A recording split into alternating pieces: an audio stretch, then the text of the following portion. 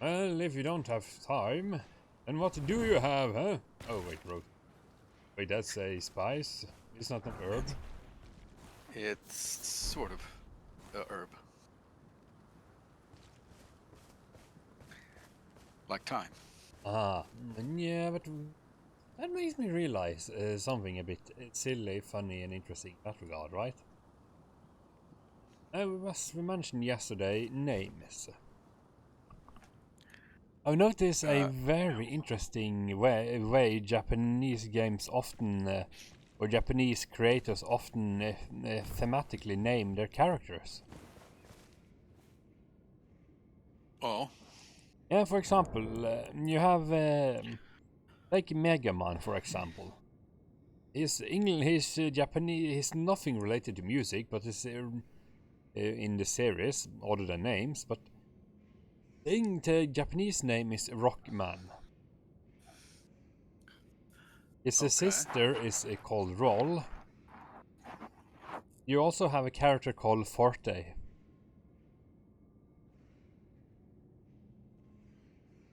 So yeah, Rockman as in rock and roll. Yeah.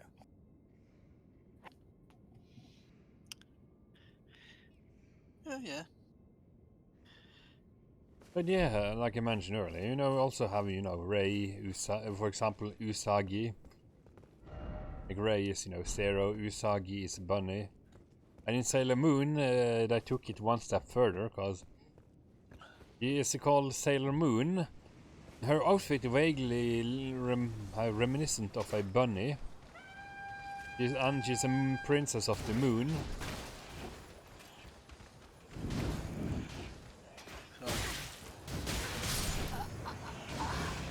So yeah, it's a moon princess that has a bunny theme going with her hair. Because in Japan, apparently, they have bunnies on the moon. Yes.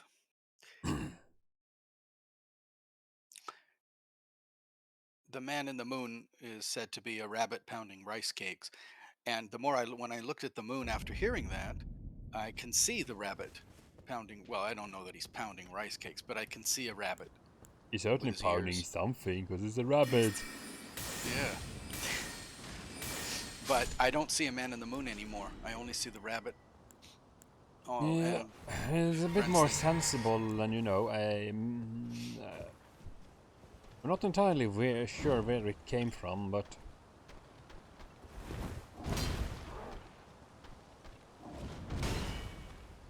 there is Of course, this the other way old is. story about, or rather old, what is it called, legend, myth? I'm not sure what you want to call it, but, or if it was from a song about the man on the moon is, there's a man on the moon playing on a ladder.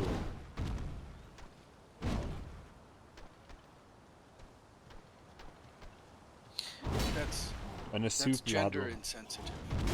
It's sexist though because you don't know it's a man. It could be so it should be the person, the human. Do you believe in a man in the moon? Yeah, what a good song. It's a decent movie also. But yeah, so I find it interesting though, because we have fire, and you have a fire hot red hot temper. You give the character red hair and a fire theme, because hot-headed, and you also give the person a fire-related name. Right. It's the same with, with Yuki and such, where there's Yuki, Yukino, Yukiko, and so on.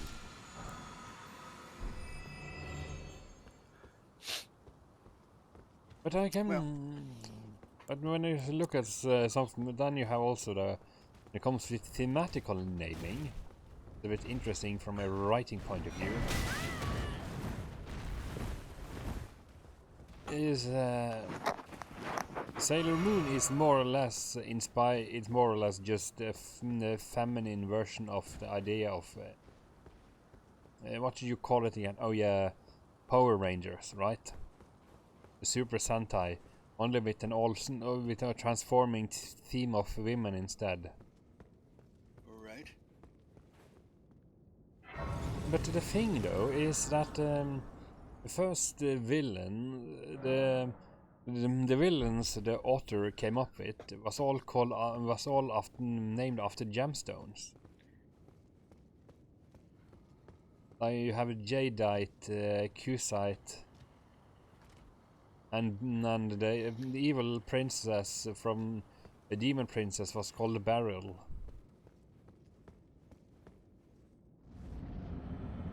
Well, it's kind of like my idea of naming after stars. It's just so you don't run out of names. And of course, you have the Sailor Senshi themselves, which is all named after planets. Yeah. So you have the Moon, Jupiter, Saturn, Uranus, Pluto. Even though the Moon is not a planet, neither is Pluto.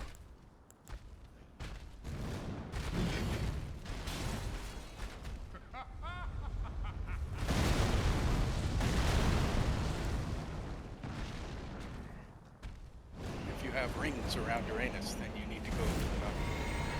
Ah, yes, of course. Tarnished, though don't fit even to craft.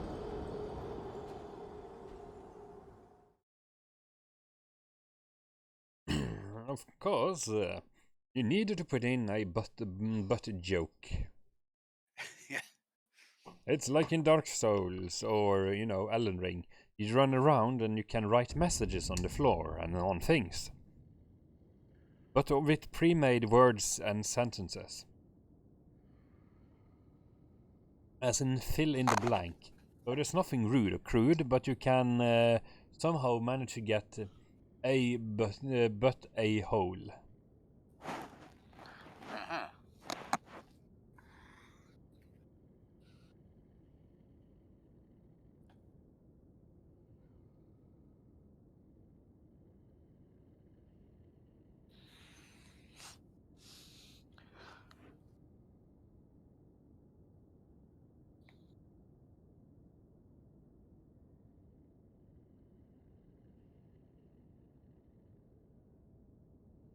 Of course, when you come to the naming naming theme and meaningful name, how familiar are you with Naruto as the series? A little bit. Well, the thing is, the main character is called Uzumaki Naruto, right? Yep. And from what I can see, Naruto is more it's some spiral shaped ramen topping. Right. And the main character loves ramen.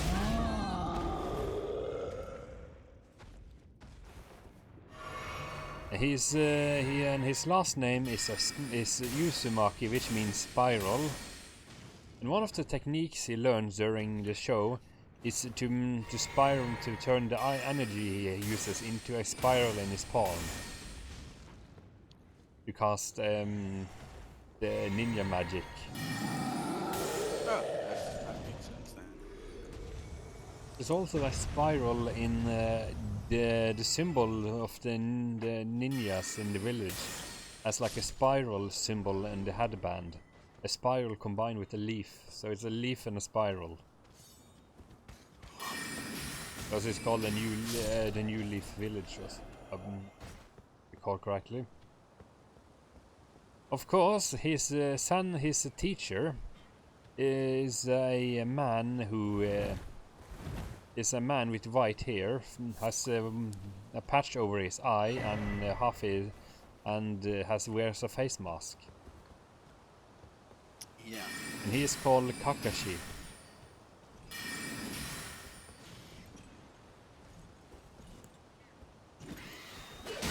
Which means scarecrow.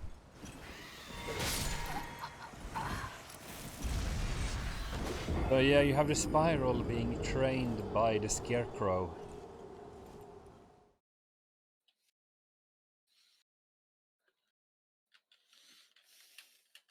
And of course, you have a bunch of up to 9 tales of mythological creatures. So have you at QB, Yonbi, Ichibi, Sun. I believe there was also a Sunbi, because 1 through 9. Okay. So the QB has 9 tails. Well, right. B meaning fire. Oh, wait, right. B means is the Onyomi pronunciation of fire. Is the tail on fire on the end? Well, it is a giant fox. Yeah. It is based on the myth of the kitsune.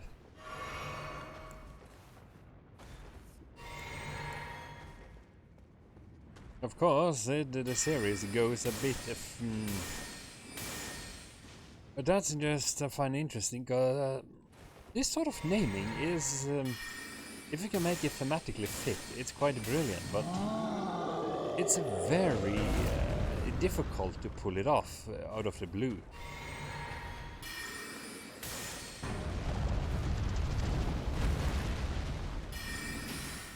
So, in your experience when it comes to writing and such, how much thought have you put into thematic naming or fitting naming instead of just stars? Well, I have one character whose name is her name is spelled with 4 letters, and each of the letters is an initial of a different person in the story. Ah. So each person contributes 1 letter to this girl's name, because she's just part of their imagination. Well, that's not a that's also a way to do it.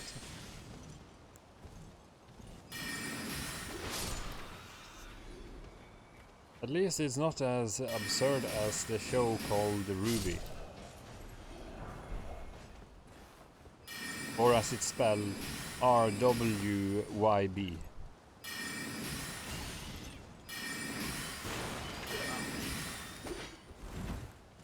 Because each member of the team has a... Because you have you have a 4 member in a strong team. So you take the first letter of each person's first name and clump them together.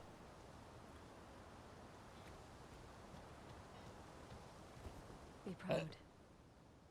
You are a fine warrior. And of course, you have Ruby Rose, who is also tarnished. I'm here by decree of my father. How utterly this graft is tainted them. If you, I ask you, call upon the winds run from certain father. So of course, she wears a red hood and has a red theme. Ruby red, roses are red, Red Riding Hood.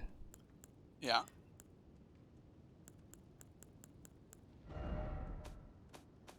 So that's always so that's also one way to go about it.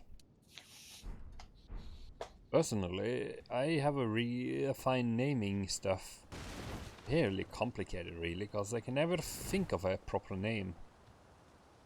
So I end up with stupid things like Pokemon. You can catch them and give them unique names. Behold, Bob Pikachu, the kind called Pikachu. I am also calling it Bob.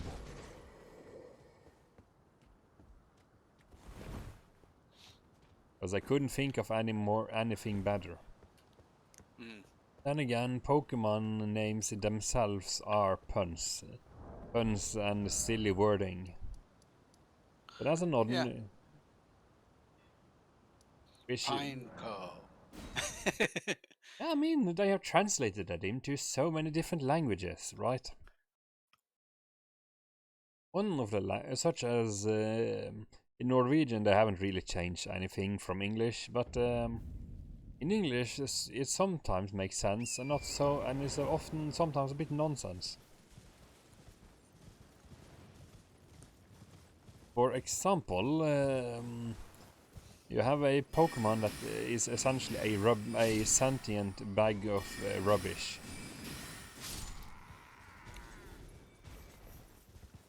So of course you call it for Trubbish.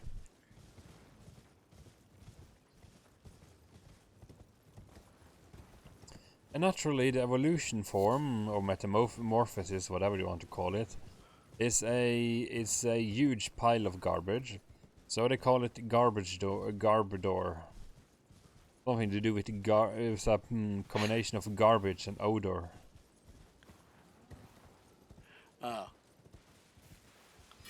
Because trash smells. Garbodor. Yeah.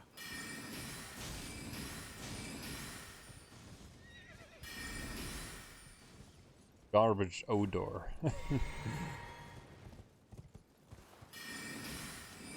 Of course, you also have like a pile of slime called muck, and you have slime and you have the snake that is just called Akens.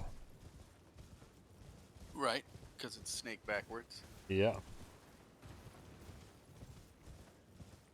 Just like you have this big bloated blubby thing that sleeps a lot and eats a shit ton of food called Snorlax. Yeah, that's a fairly rare. In Pokemon Go, that's a pretty rare one. Yeah, but it's snore and relax. And also pun on snacks. Snore, relax, and snacks.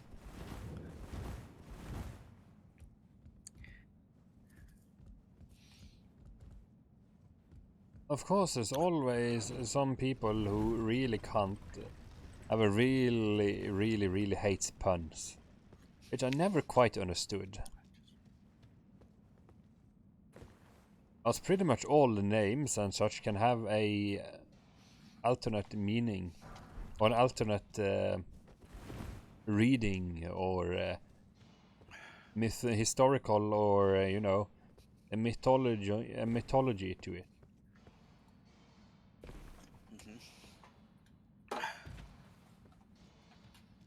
It gets especially interesting once you start looking into, for example, Nordic names. As I know for a fact that my name Njol is at least comes from Iceland and from the Njol saga. I don't exactly know what it means, but it was taken from a story about a Viking that lived on Iceland.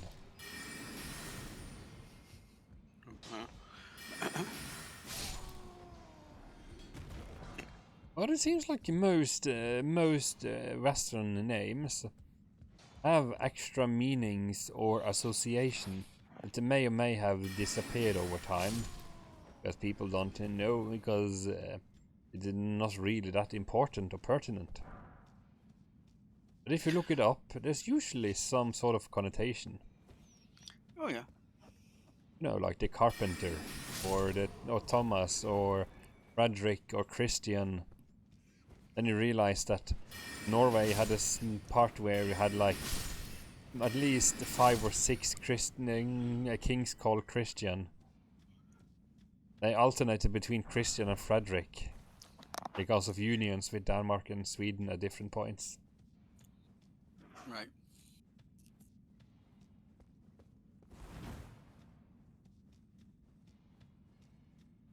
Of course, you have the ever popular Judas.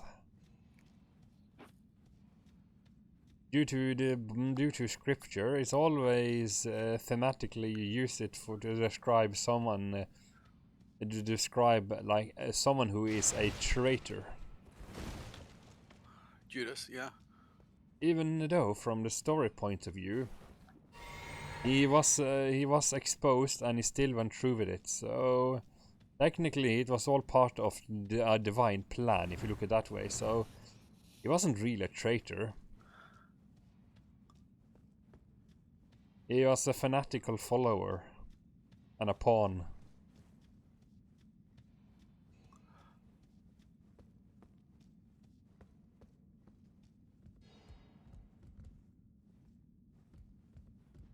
So that's always more fun with words and the connotation. Just like I mentioned with the Vidcum Quisling, who is essentially, after the war, was widely synonymous with traitor, even though these days pretty much nobody has heard about him.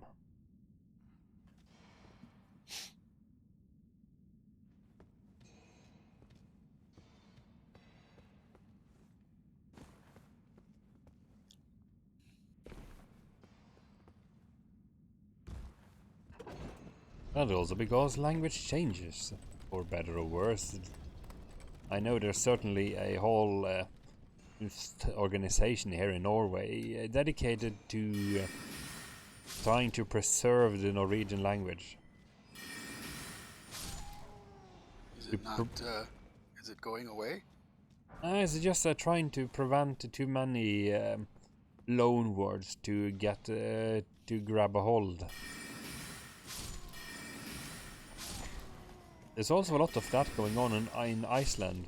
They are very quick to find Icelandic ways to write and pronounce words that are not native to the language.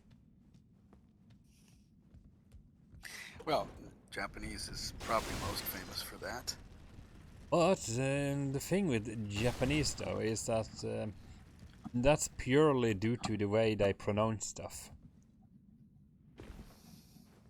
In most cases, I mean seriously, mari kuri sumasu. Yeah. Because Merry Christmas is not a Japanese word. But they found a way to make it at least pronounceable and to be able to write it in their native language. Right. So that's why it always sounds so a bit stupid when a Japanese game it comes with with a wonky English comes with a horrible English pronunciation. Well, if you look at Final Fantasy 15, you could either choose Japanese with subtitles, or you could use the English language, where they hire somebody who speaks English to voice the acting. But the problem is that the acting is so bad. Yeah. Because it's just like when we speak Japanese, we think we're doing it right. We're pronouncing the words right, but there's intonation, ups and downs, and you have to know which syllable you go up slightly in your voice and down slightly, and that's the part that takes a long time to master. So Yeah. even though you pronouncing your words fine, they know that you're not a native speaker, and it's the same, in the final. Man, there's the acting is really bad because they're not reacting the way a character would react. They're just pronouncing words But correctly. but Squaresoft though is a bit of a beast of its own because they have the resources and everything, and they are very happy about making European style fantasy work in Final Fantasy. There is just a little issue with that. You are familiar with Final Fantasy? What was it? 14 or was it 15? The online one. 14 online, 15. Well, have you? If you look over how they have named stuff, it gets really stupid. Yeah, I haven't played it. I know it's very popular. It's just like World of Warcraft, but I like my MMOs like first person, not top down. Okay, let's see. To Although I do have summarize pasta. it, the game is set in the Erosea region of the planet Daelin. Before the start of the game, the Garlean Empire set out to use their overwhelming military to conquer Eorsea, starting with the city-state Alamigo. The remaining 4 city-states, Limsa, Lomsa, Ulda, Gardania, and Ishkar, militarized to meet this threat.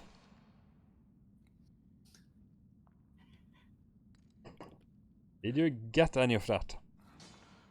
Some of it. Yes. As you see,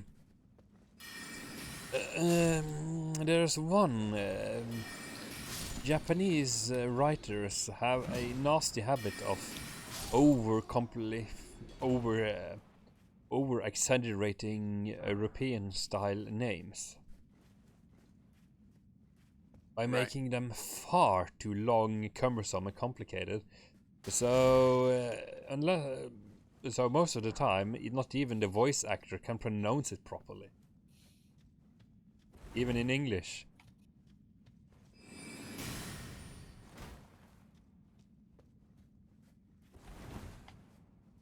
Then again, Asian games like to over-design everything if they can, especially the costumes.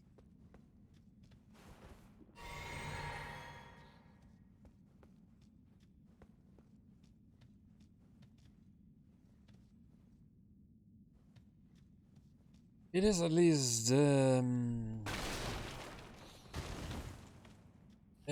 bit sensible in that way, but yeah, especially Squaresoft is a prime example of we want this name to sound fantastic, to sound amazing, to sound awe-inspiring or whatever. However, it comes off as just a bit pretentious and really annoying to read, let alone remember.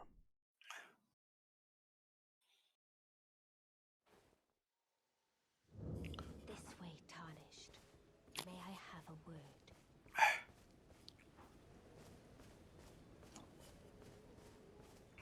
A pleasure to meet thee. I am the witch. I'd heard tell of a Tarnished hurtling about atop a spectral steed, and upon looking into the matter, the talk, I surmise, is of thee. Thou art possessed of the power to call forth a spectral steed named Torrent. Ah, I was entrusted this for thee by Torrent's former master.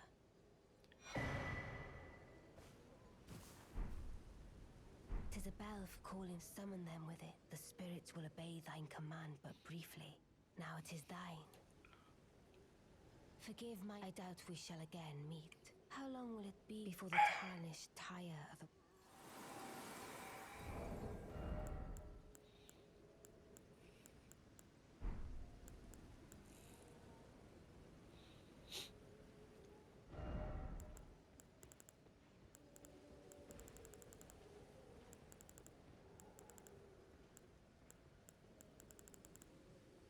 So yeah.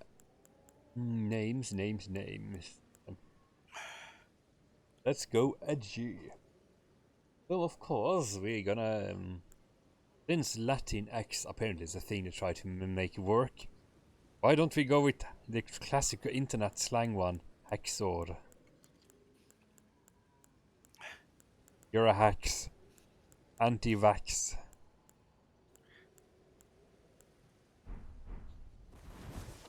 You forgot Trump loving. Trump loving anti-vaxxer. Ah, yes, of course, because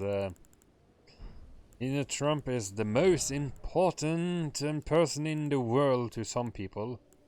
To me, it's just another old fool with too much fame and who didn't really achieve anything other than making media people wealthy by writing about him and making people on Twitter lose their mind because they read about him. Well, he has his own Twitter now, but nobody's using it. Uh, his own social thing. It's called Truth or something. Truth Speak. but when it comes to names, though, that I would say that Trump isn't really. I'm not sure if it's a real name or not, but it's certainly a very artistic name. Naming, cause you know, Triumph. Hmm. It's my trump card. I'm gonna trump over you. I'm going to.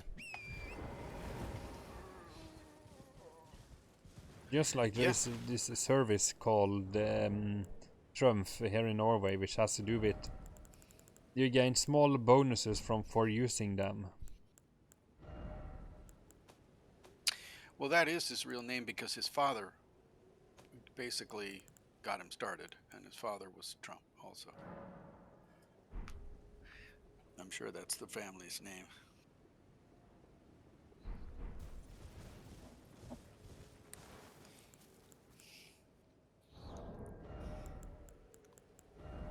That could be. I have no frame of reference for that I can recall, but then again, they're talking about an old man who had lots of media attention, and people are giving way too much credit and mind space. I'm practically sure it is some sort of mental malady that makes a certain individual live rent-free in somebody's head. Another one a lot of people seems to really dislike is a podcaster named Joe Rogan. All he really does is invite people to his podcast and talk to them.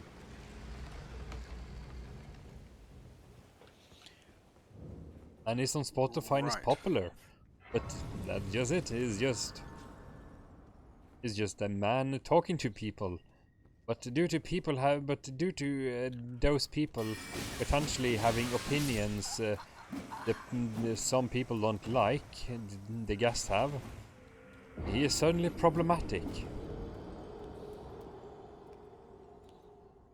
Because listening to people talk challenge your worldview. And if it challenges your worldview, then it's literally an assault or insult to your being, however you see it. Because apparently, just knowing that he had a guest you didn't like on is enough to cause you mental harm. Right. It's like the venue. But That's a then, place of work. yeah, but since we mentioned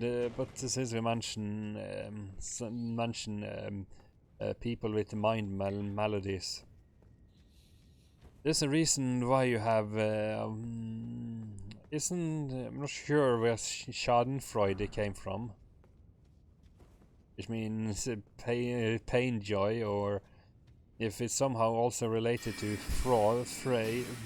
Sigmund Freud. I don't think it's. Probably not, but still, as Freud is associated with psychology, yet he wasn't really good at the psychology he was performing, and he was overly obsessed about sex organs and envy and gender envy. Well, does it mean fraud in English? No, it just me, but can become a pun on fraud.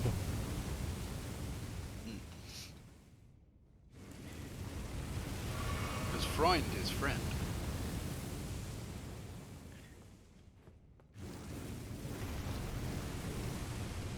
Mein Freund. But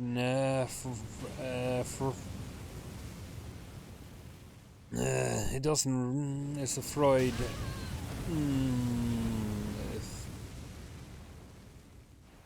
It's not that. It just becomes a pun on words, and the running joke is that. So tell me about your father. Ah, so you envy his penis.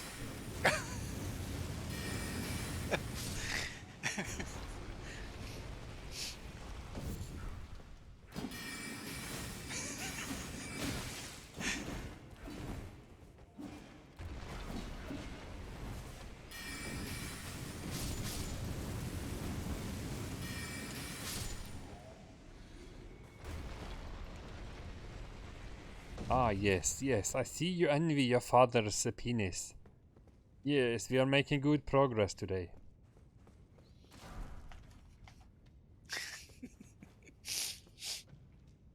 Yes, mein Fraulein.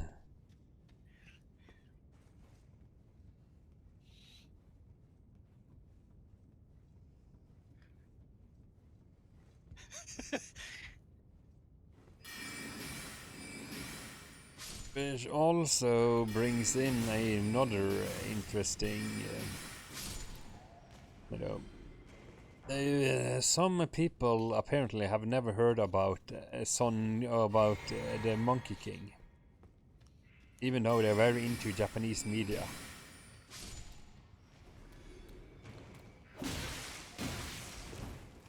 Which is a Japanese folktale about the story novella about a Monkey King who is essentially just too good at everything and eventually got imprisoned by Buddha because he messed up heaven. Oh. And then he went on a journey to the east, journey to the west. But Son Goku is a very popular kind of character to use in stories.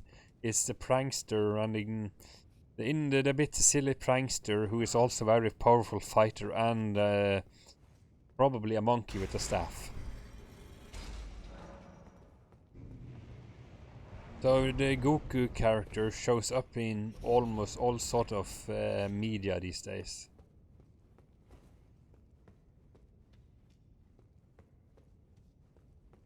It's just kind of interesting how many variation you can have of the same mythological character concept of just a monkey who is traveling with a monk and a couple of animal people companions to look for a magical artifact.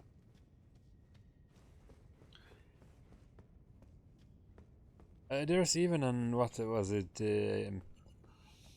I'm also gonna say a Australian or New Zealand made the show on Netflix called Adventures of the Monkey King.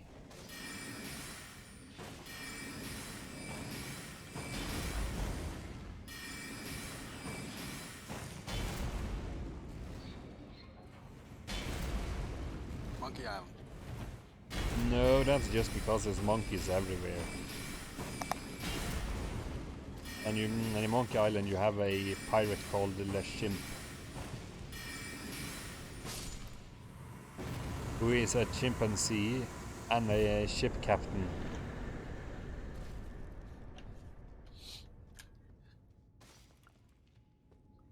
LeChuck. Yes, the zombie pirate. Really, Monkey Island is the theme park version of a Treasure Island.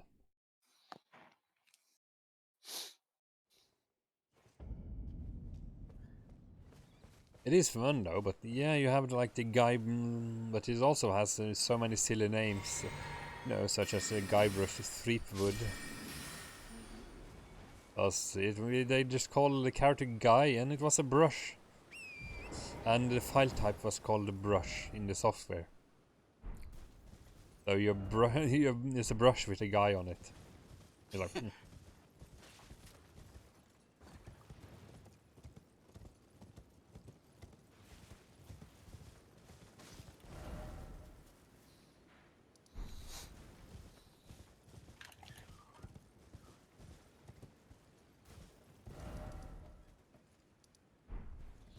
One of them reminds me that they do say that names have power.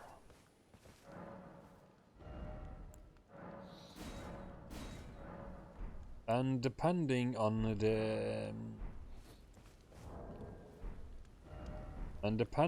the world and the setting and everything, or in the mythology, or where in the world you are, there are myths and legends with about names and the power they have.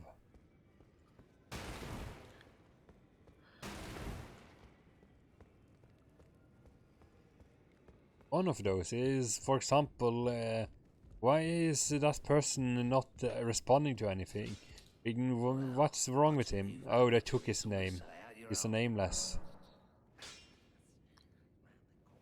Or, you know, in settings with magic, they often talk about a person's true name.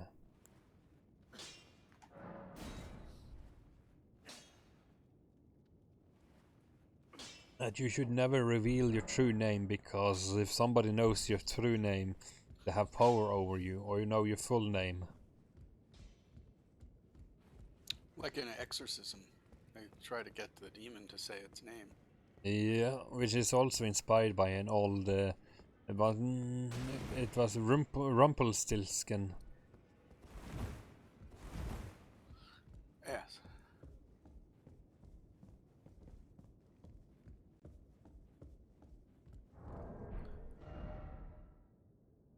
Ah, your princess is cursed by me.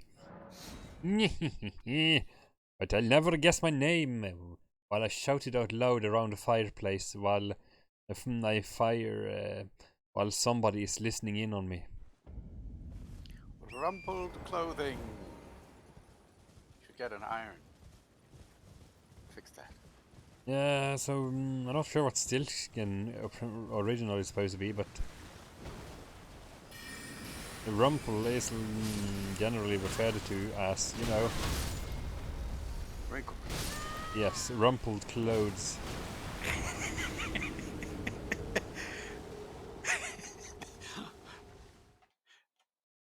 It's stilt skin. It's the skin that you can get if you're wearing stilts. You can put the skin on it. Rumpelskin. It's just a skin. The rumpled skin. Yes, you can change it. If you don't like, go to the straight changing station. Well, and then you have all the saying about jumping out of your own skin. And you have skin in the game. That's another one.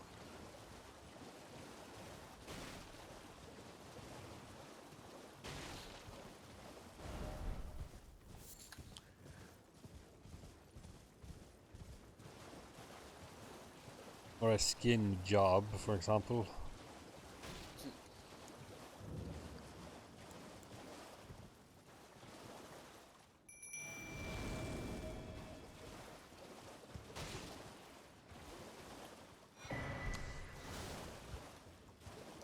Saw your favorite actor, John Travolta, from Battlefield Earth. Oh yes, that Scientology movie. Right.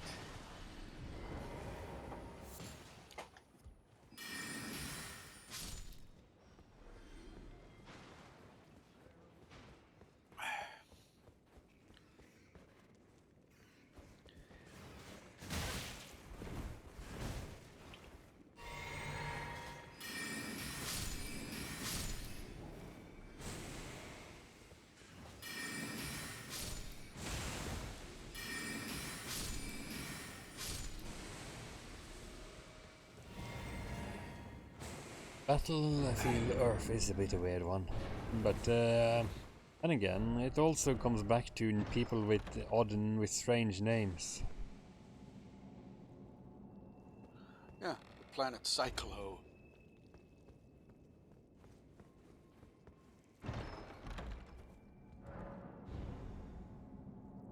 But for example, what was the founder of Scientology? What was his called again? Hubbard. L. Ron Hubbard. He named himself after Elrond from Lord of the Rings. Yes, so just that's it's a very presumptuous name in its own.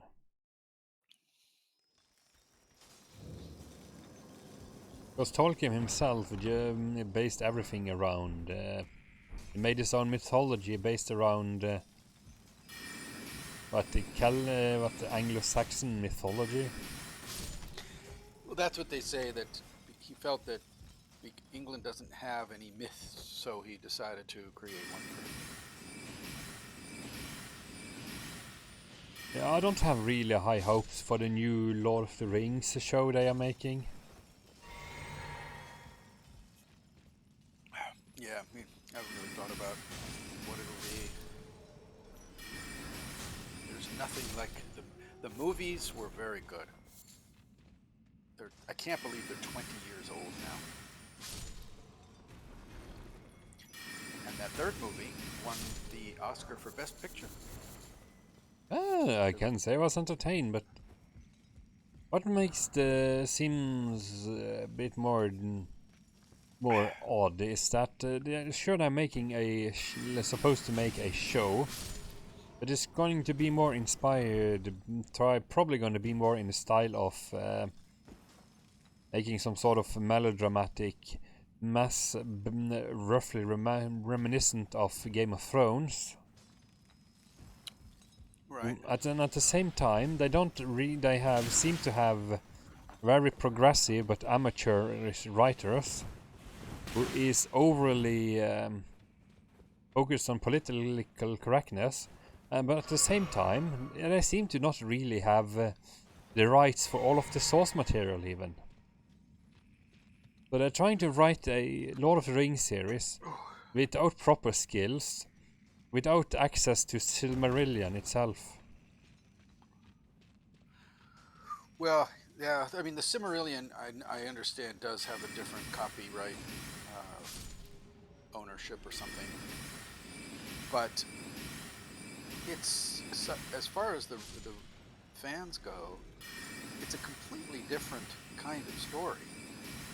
Of course, but the point is, if you're gonna set... it does help if you set a story in a universe that you actually can set... You actually have the stuff from the universe and able to incorporate it into your fiction. Because otherwise, you are going to end up with a very trope-heavy and a very predictable mess of a show, if nothing else.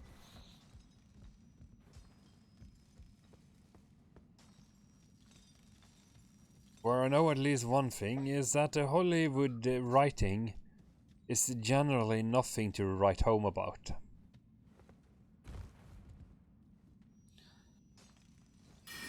Once in a blue moon, you get something unique, but most of the times it's very predictable and very by the numbers. Right, it's formula. And it's almost like a law around here. Sure, there's a lot of shows I've enjoyed over the years, but let's face it, they are very similar in many ways. Even if they have a different theme and different quirky characters, they all follow the same structure, logic, and progression.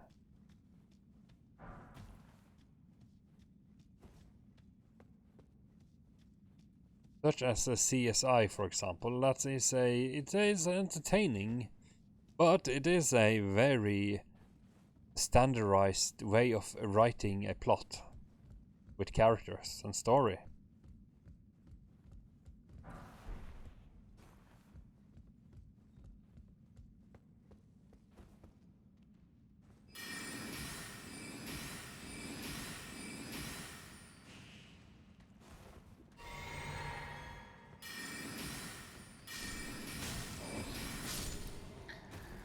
Well, we have to keep these things in mind when we do our writing.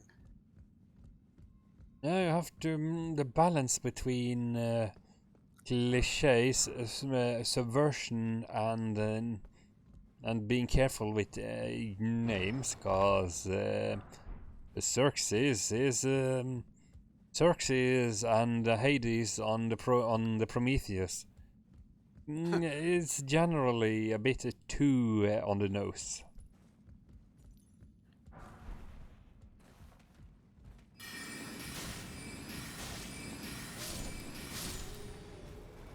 Sure, there's nothing wrong with that, but it gets a bit... can get a bit silly. Because if you call the bad guy Hades, or the computer as in Horizon, then where all the plot devices are named after mythology, it becomes ever so slightly predictable once you hear the names. You kinda, because instantly, as if you have any passing familiarity, you will know exactly what the name entails. And you will instantly associate said name with well, if it's called Hades or Xerxes, or Thanatos or such, you sort of expect it to be a bad guy.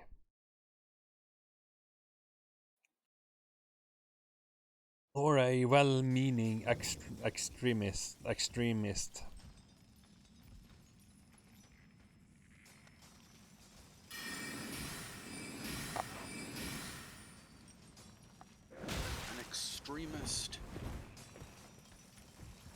Another one that's in that regard is probably, like I said yesterday, because I need to record this properly. But what am I saying? But yeah, you have like those names based on professions and the biblical, like shepherd. But then you also have names that also seems to be based purely on words we can recognize from daily speak. You have heard about about actor Nicolas Cage, right? What happened to him? No, nothing. He just said his last name is Cage. Oh. I thought it was a mispronunciation of the Japanese. Kage. No. It's a Cage Kage. with C-A-G-E. Kage. Well, that would be more of a pun if anything else, really. You could make it a passable pun, though, to be honest.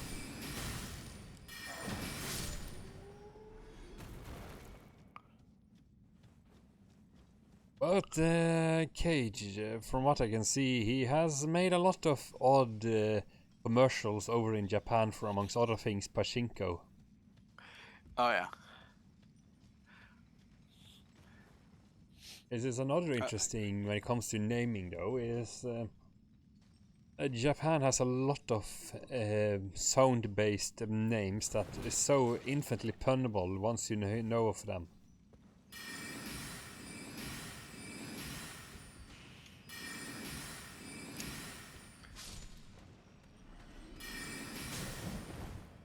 One that is, I'm pretty sure it's intentional with the way, but they call it gapcha games.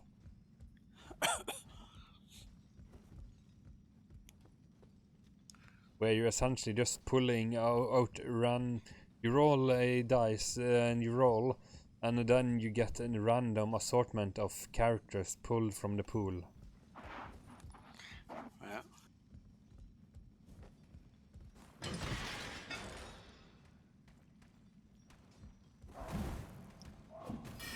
So it almost becomes gotcha. Like, I got you.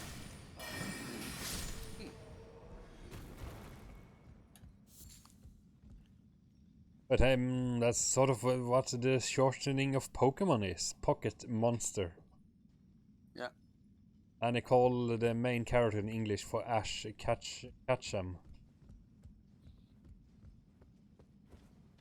While the Japanese name is Satoshi, which I'm not familiar with what it actually means, but...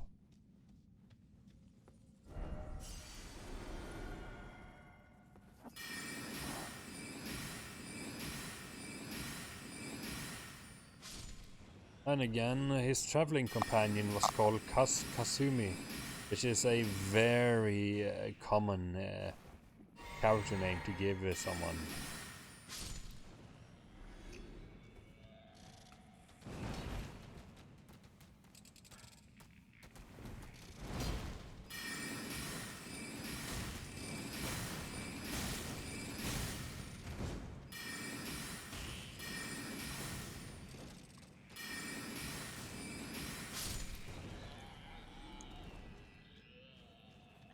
One that is a bit interesting when it comes to that regard, though, is a bit more punny, but also a bit meaningful if you know what it is. There is this character in a show. There's a show called Ranma. Yeah. Which means apparently wild horse. Yeah, it's an old show. Yeah, and the character is wild, unruly, and hard to tame. He's very wild.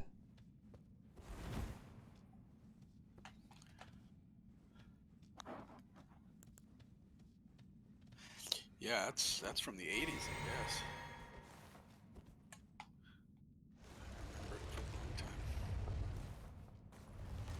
The show itself is also a punny name of the fact that he switches gender with water, so Ranma 1/2.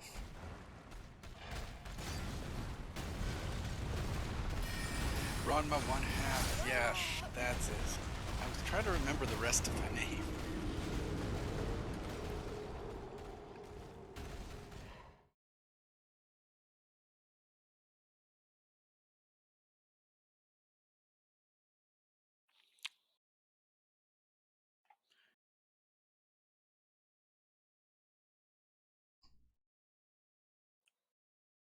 But yeah, then again, some these days, before Japanese titles weren't that descriptive, but in recent years they have become very descriptive.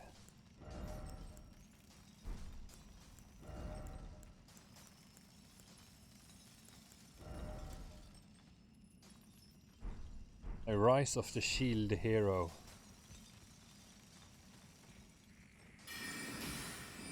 That's one, but one other show is it wrong to pick up girls in a dungeon?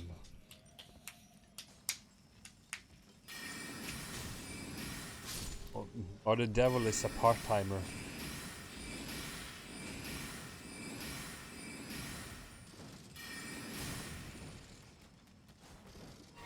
And the show is about the devil being a part-timer at a McDonald's.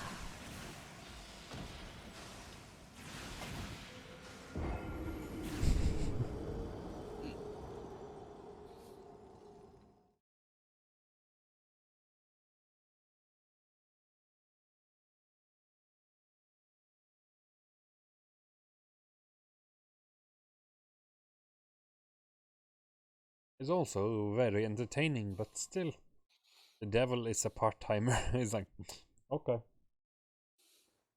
The naming makes sense, but yeah.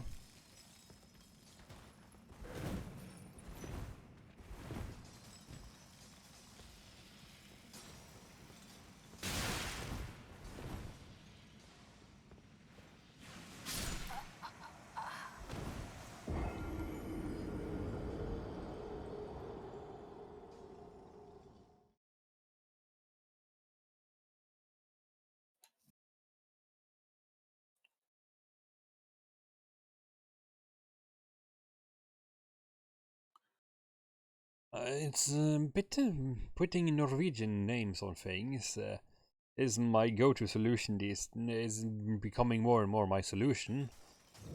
However, it's a bit tricky to find associative naming and with those.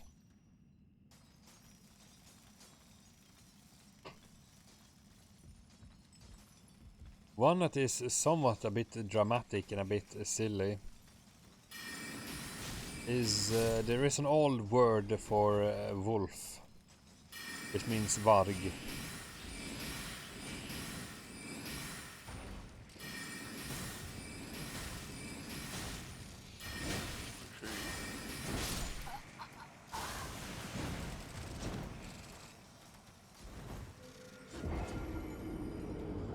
Then there's one way to go about it.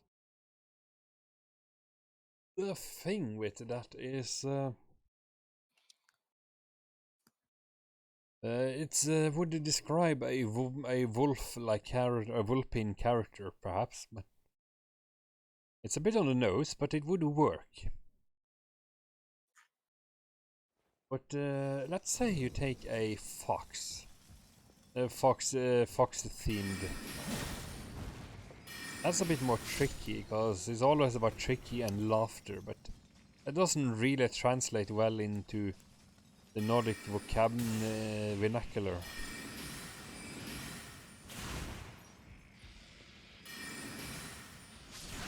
One of the reasons is that the Norwegian dictionary is a bit, in many ways, a bit short on words.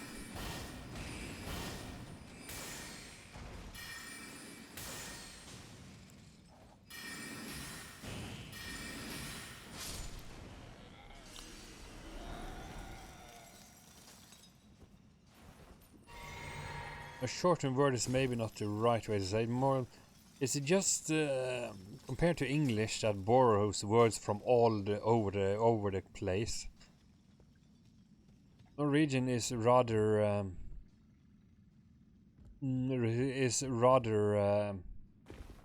lackluster.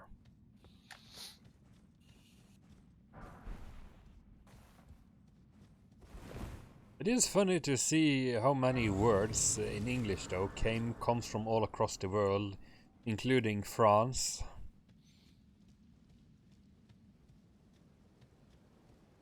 Which means a lot of words.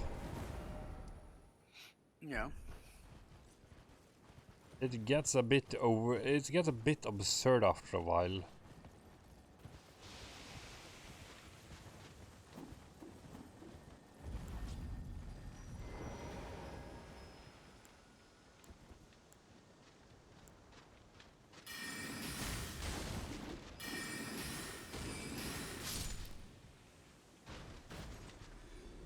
And yeah, I did mention the thing with how you call the main character of a show for Asterix, because, you know, a star, and X because making fun of Roman writing.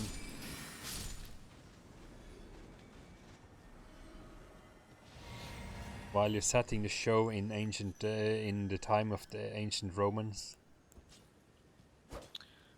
Oh, like Roman numerals? Or no? Yeah. Oh, okay. Those are a nightmare once you try to make them count. Right. Yeah.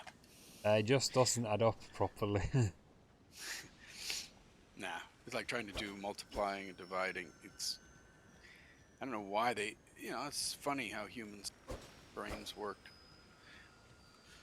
I mean, it's the same with Chinese and Japanese numbers. Kind of the same kind of thing.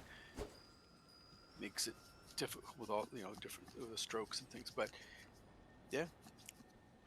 But the counting system from China is fairly manageable though. Well, ancient China used the abacus, which is base 8. Octal wasn't digital. It wasn't. Yeah, decimal. but let's say if you want 150, right? And it becomes what 10, 50, 1050. If you want 150. Yes, because it's 10, 10, 50, 50 times, so pretty much almost. But wouldn't you use Hyaku? Hyaku 100, and then five tens. Goju. Hyaku. Yeah, but that would be Goju. in Japanese. In Chinese, it's that they mostly just base it on the tens. Mm. Japanese is harder because they use 4 counters. We only, in English, we use only 3. So there's a Yeah. separate symbol for 10,000s. But the Chinese pronunciations makes naming makes it a nightmare though, because yeah, zan su u liu zhu liu zhu ba zhou zhe something, and I probably butchered that badly. Zan su u liu. Yeah, well, you know, Funt, he plays Borderlands in here almost every day now. He's our sort of Borderlands leader, and he is, as you know, a missionary. So he's been to China. He speaks some of the language. And it's interesting to hear non-Chinese speaker. We tend to over-exaggerate the four tones. We overcompensate by doing more than you really need to with the tones. But yeah, that's a Western's accent. But ma. Right, yeah. Four different ma's, and we definitely tend to over exaggerate each one to make sure we're understood. But Ma?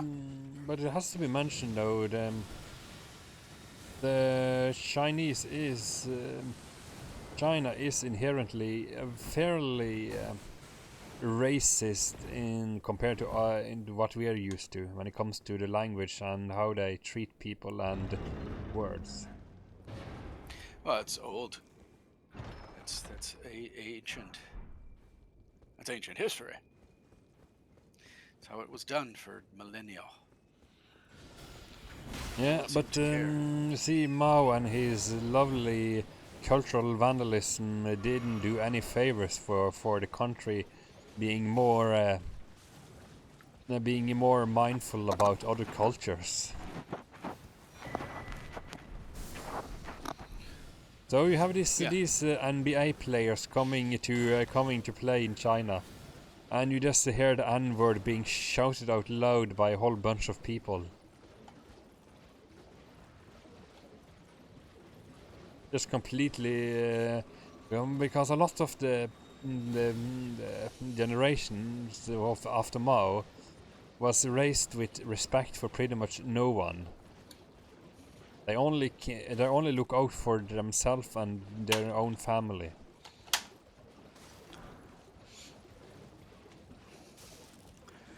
Well, that's also partially why there are few Korean surnames. There are very few.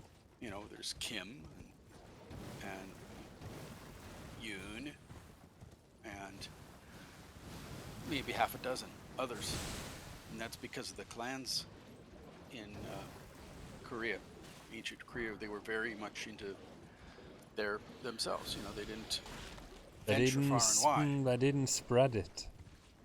Right. So there aren't that many last names in Korea, in either North or South Korea.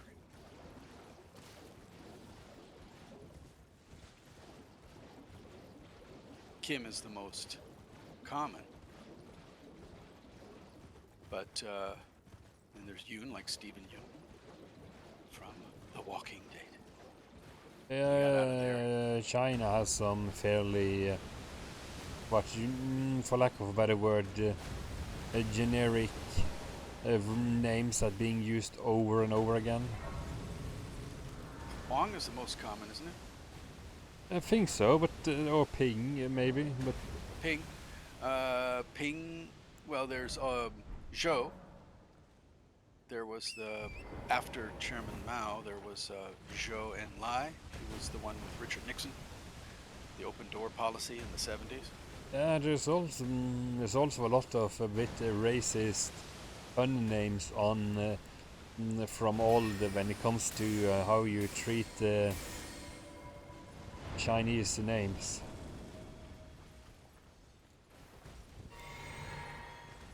I think the oldest joke in that regard is the one about how they name their children by throwing a tin can down the stairs.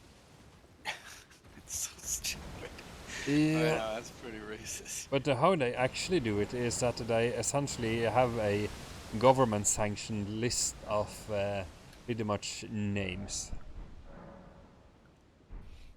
and most of them you can find in a dictionary, but it's very difficult to give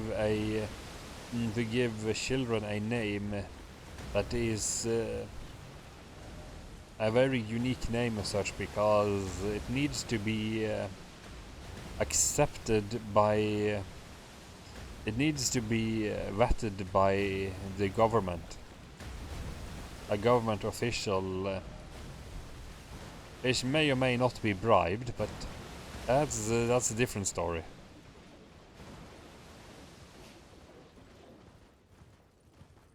So if nothing else though, Asian names, from amongst other things China and Japan, are at least very good at keeping it associative with specific specifics. Even though it would probably be a nightmare to some progressive people, because most of these associations has to do with male and female gender. Like flower and snow. But the genders can be different in different languages. Like joy is typically a female name in the English-speaking terms, but it's a male in Hebrew. Shalev means joy in Hebrew, but it's a name given to a boy at birth. I was So gonna it's say Ishmael. Kind of, yeah. Yeah, Shalev means joy, but it's a male name. And so different cultures see it as different things, different gender.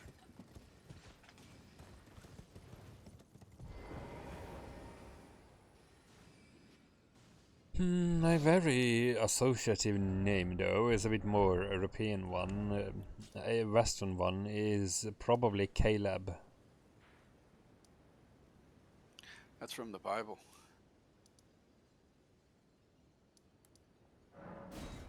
Just like Cain and Abel. Yeah. Jonah, Caleb. Where Caleb is all have essentially just become synonymous with vampires, with vampire lore.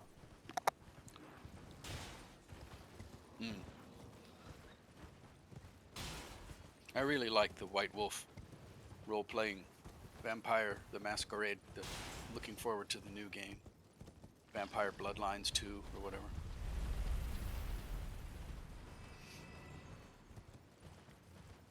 Caleb, like it's the concept that Caleb is the first vampire. Isn't completely. Caleb or, no, Cain. Cain. Cain is the first vampire. It's not that nonsensical as you'd think it would be. Right. Because based on the story told, he was after the betrayal and hiding the corpse of his brother and lying to God, he was sent to travel the world for eternity. Yeah. So apparently he probably survived through the flood.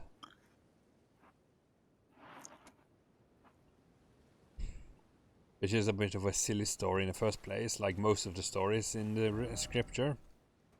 But Right.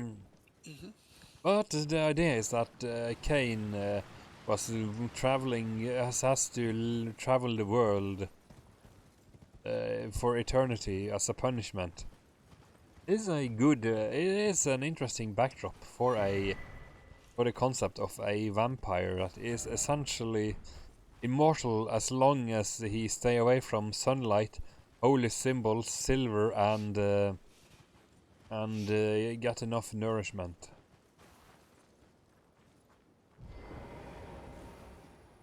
Which comes from draining the blood of the living. Because it's an unholy abomination that drains the blood of that it draws blood from Christian from God-fearing Christian people.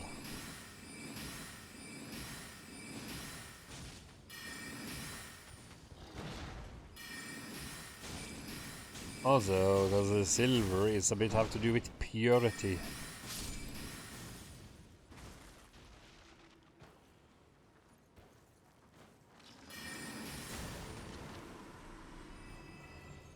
So I suppose that if you put a silver crucifix in the baptism pool, you are purifying the water.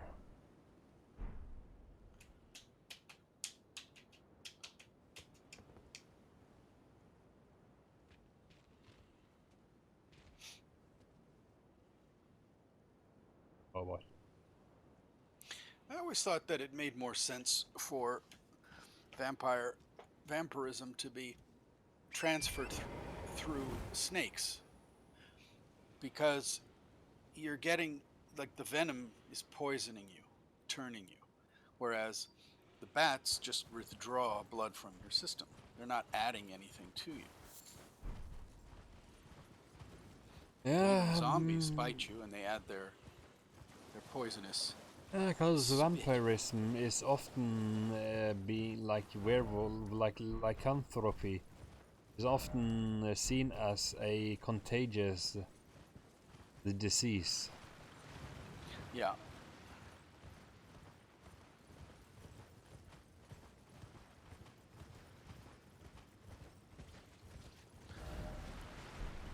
An incurable disease that changed the body from within, turning you into a unholy abomination.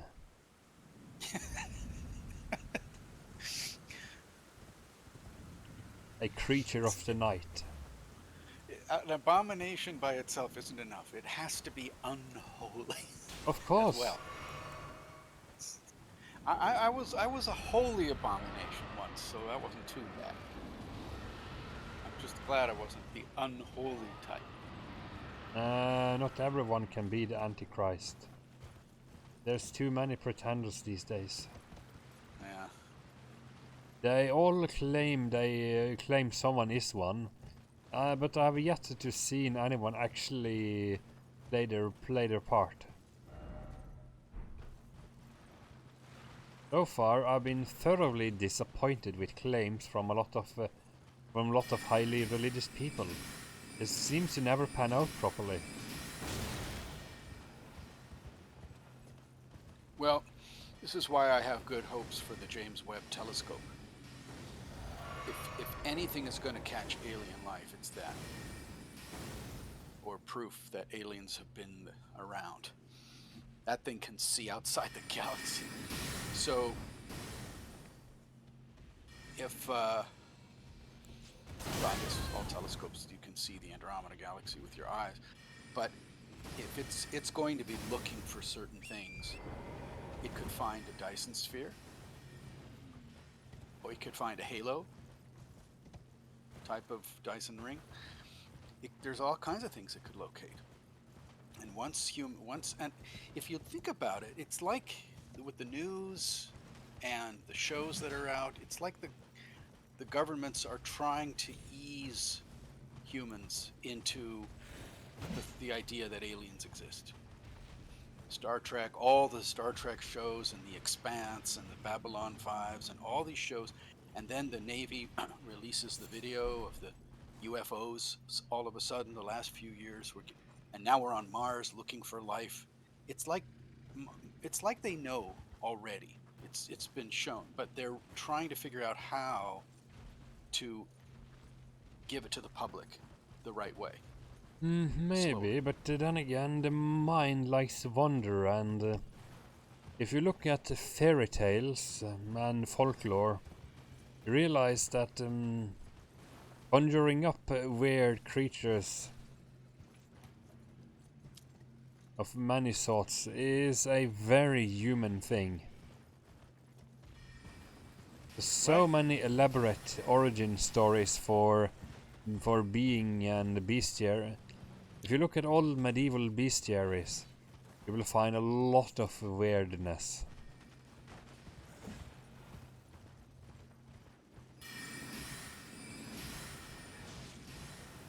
Like, you know what how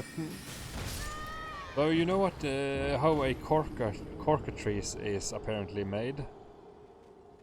Cockatrice? Yeah. I remember the cockatrice from the original Monster Manual. Yeah, but it's supposed to be a bird that has a poisonous bird monster, a bird abomination thing.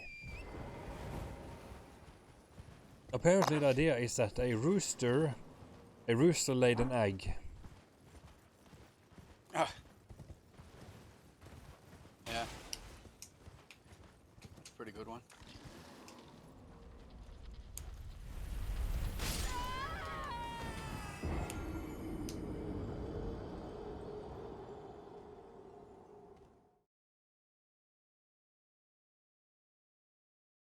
So a rooster laid an egg, and which is an impossibility because you know, gender.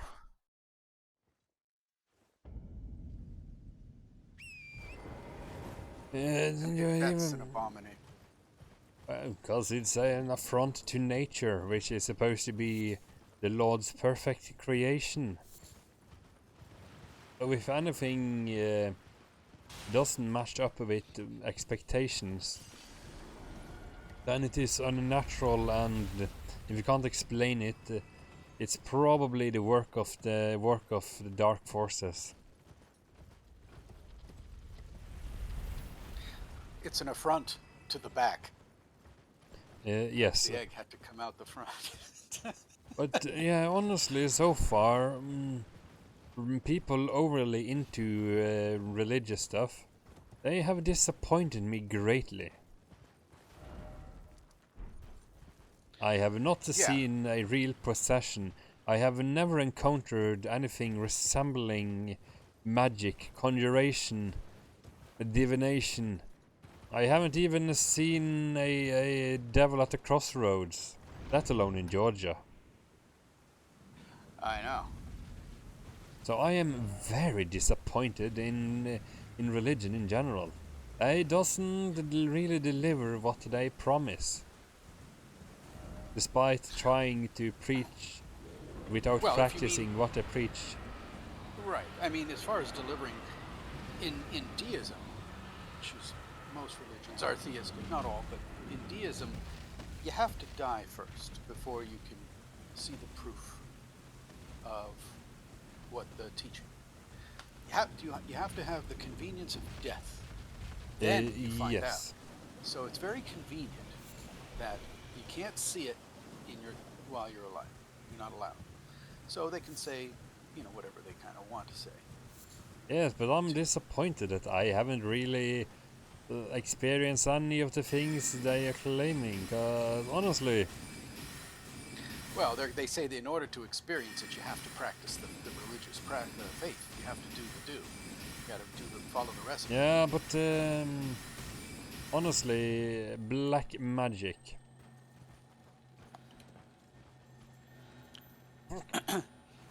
Well, I see what you mean. Well, like I say, it's all. Oh, But it's very effective at controlling people, though. Like, for example, would you go down to Haiti? Would you go to Haiti and start causing trouble with the dark magic practitioners there? No, you wouldn't do that. You don't want them. It's not that they would put a hex on you. It's not a real hex, but it messes with your mind, and your brain will start to create the effects because you start unconsciously, you believe part of it. You know what I mean? So it's like self-fulfilling prophecy. That's why hexes and things like that work, because it's the receiver. Part of the brain believes it's real, and it messes with your mind. That's the whole point of it. Yeah, you can see that in academia. Yeah. So in that way, you wouldn't go and be disrespectful to that, because you don't want, you're not completely immune. No one is. Yeah, it becomes a mimetic infection of sorts, or a mind virus. Yeah. So if there are, as far as deliver on the promises, if there are good type of mind effects like ASMR, then that's a good thing. But yeah, so if I'm gonna quote the song, what is it? Amish Paradise from Weird Al. Yeah, it's a great On my song. knees in the night, scoring points for the afterlife. Yeah, telling you, he's really, really. I'll That's a go, great song. but if you do that, I'll go medieval on your hiney. Like, Hmm. That's an expensive endeavor because he had to buy the rights to the song, to the actual song. yeah, To and then he make. had a bit of problems with Coolio because of Hmm. miscommunications. But Have the you seen fact, him today? but they have, but that has been resolved. But still, it's just an interesting to see the action because it's not a bad song. It's not a. It's a very faithful to the original in both tone and Yeah. in presentation. Well, if he came to me and said, "I want to write a song about what you do," making fun of Microsoft teaching, I say, "Okay, no problem. Just pay me my royalties." Yes. It's just interesting. Makes me wonder though if Coolio has any naming connotations from some sort of language I'm not familiar with. Coolio? Yeah. I think it's just because he's cool. Well, Cool of the gang. I'm calling Holio. I want TP for my bunghole. Mm-hmm.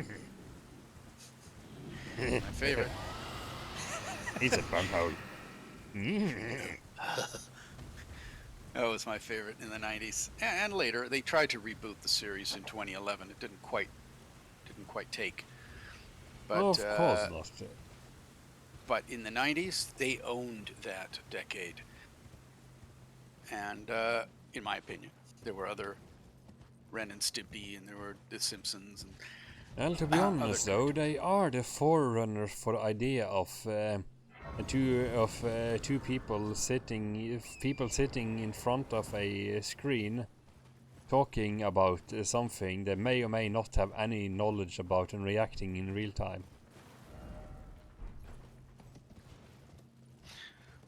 Oh, I know. Because that's what they do, you know. They talk about. They were talking about what they see in a music video. Look, I can see part of it. No, part of it hits. Yeah. It's crude, is very crude and rude, but surprisingly efficient. It is, and there was a streamer that I was his admin and also in Discord from Canada, and he had never seen an episode of Beavis and Butthead because he said it's it's not a funny show, it's unfunny, it's toilet humor, and he's just going off on this show that he's never seen. And so I said to him, I know what you're saying, the way the Beavis and Butthead act are supposed to, but the adults in the show don't act that way. They're trying to help Beavis and Butthead. And he says, "Wait a minute, aren't they adults?" And it was like, oh my God. And I explained, no, they're children. They're high school students. That's what kids do. They act like that. And he said, oh, and then that was it. No more admin, no more Discord. I said, dude, it takes a lot to insult me, but Beavis and Butthead is a fantastic, at least it's a fantastic sort of expression. It has a message. You don't have to like the show, but if you haven't seen even one episode, they're only 15 minutes long, each episode. How can you have any opinion at all? And so I said, look, dude, I can't, that's not for me. This isn't for me if you're going to do that kind of stuff. Later, I found out from one of his other admins I may have been a little hasty in leaving because the streamer, he has attention deficit, kind of like Daniel. Ah, He can't sit down and watch anything for very long without getting bored. So that's why he had never seen an episode. He can't sit still. yeah. He's Well, he always, I suppose he should get a treadmill and running while he's watching shows. that's a good idea. So I felt I learned something from that. So okay, but all I did was leave. I didn't do any, go after him or anything, nasty verbal abuse, because he was streaming, So I just quietly left. And so yeah, okay, that makes sense. But still, if you haven't seen a show or read a certain book or a movie, you shouldn't make any comments about it at all until you've seen it, and then you can. That's just my opinion, especially as a writer. Yeah, So you need some prior knowledge in order to actually. It's very hard to talk about being authority on something you have absolutely no knowledge about. yeah, and so at least I'm glad I was able to tell him, and now he knows that Beavis and Butthead are they're high school kids, they're not adults, and that changes things, hopefully for him. Maybe he'll actually try to get a treadmill and watch. At least it's an interesting show to see a couple episodes, and then if you don't like it, fine. I love it. I think it's just Mike Judge is a great actor and a great writer. And I think what he may have been thinking of was the Trailer Park Boys, because that's a Canadian show, and the Trailer Park Boys are older. They're living in a trailer. So that may be what he was thinking of when we were talking about Beavis and Butthead. So it could have been. But anyway, this is years ago.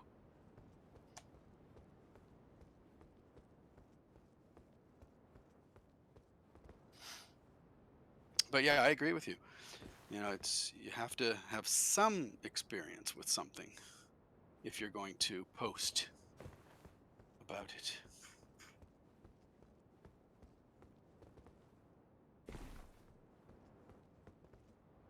That is generally the argument when it comes to probably the most common argument when it comes to people who is often very overly focused on the idea of cultural appropriation as a concept. Yeah, true. Is that you borrow from someone without actually knowing what the hell you're borrowing. Exactly. However, the problem with this approach is that it's very nitpicky and it actually stifles creativity, plus it is unavoidable. It's literally impossible to prevent someone from being inspired by someone else and just take elements of it and without doing research or paying tribute.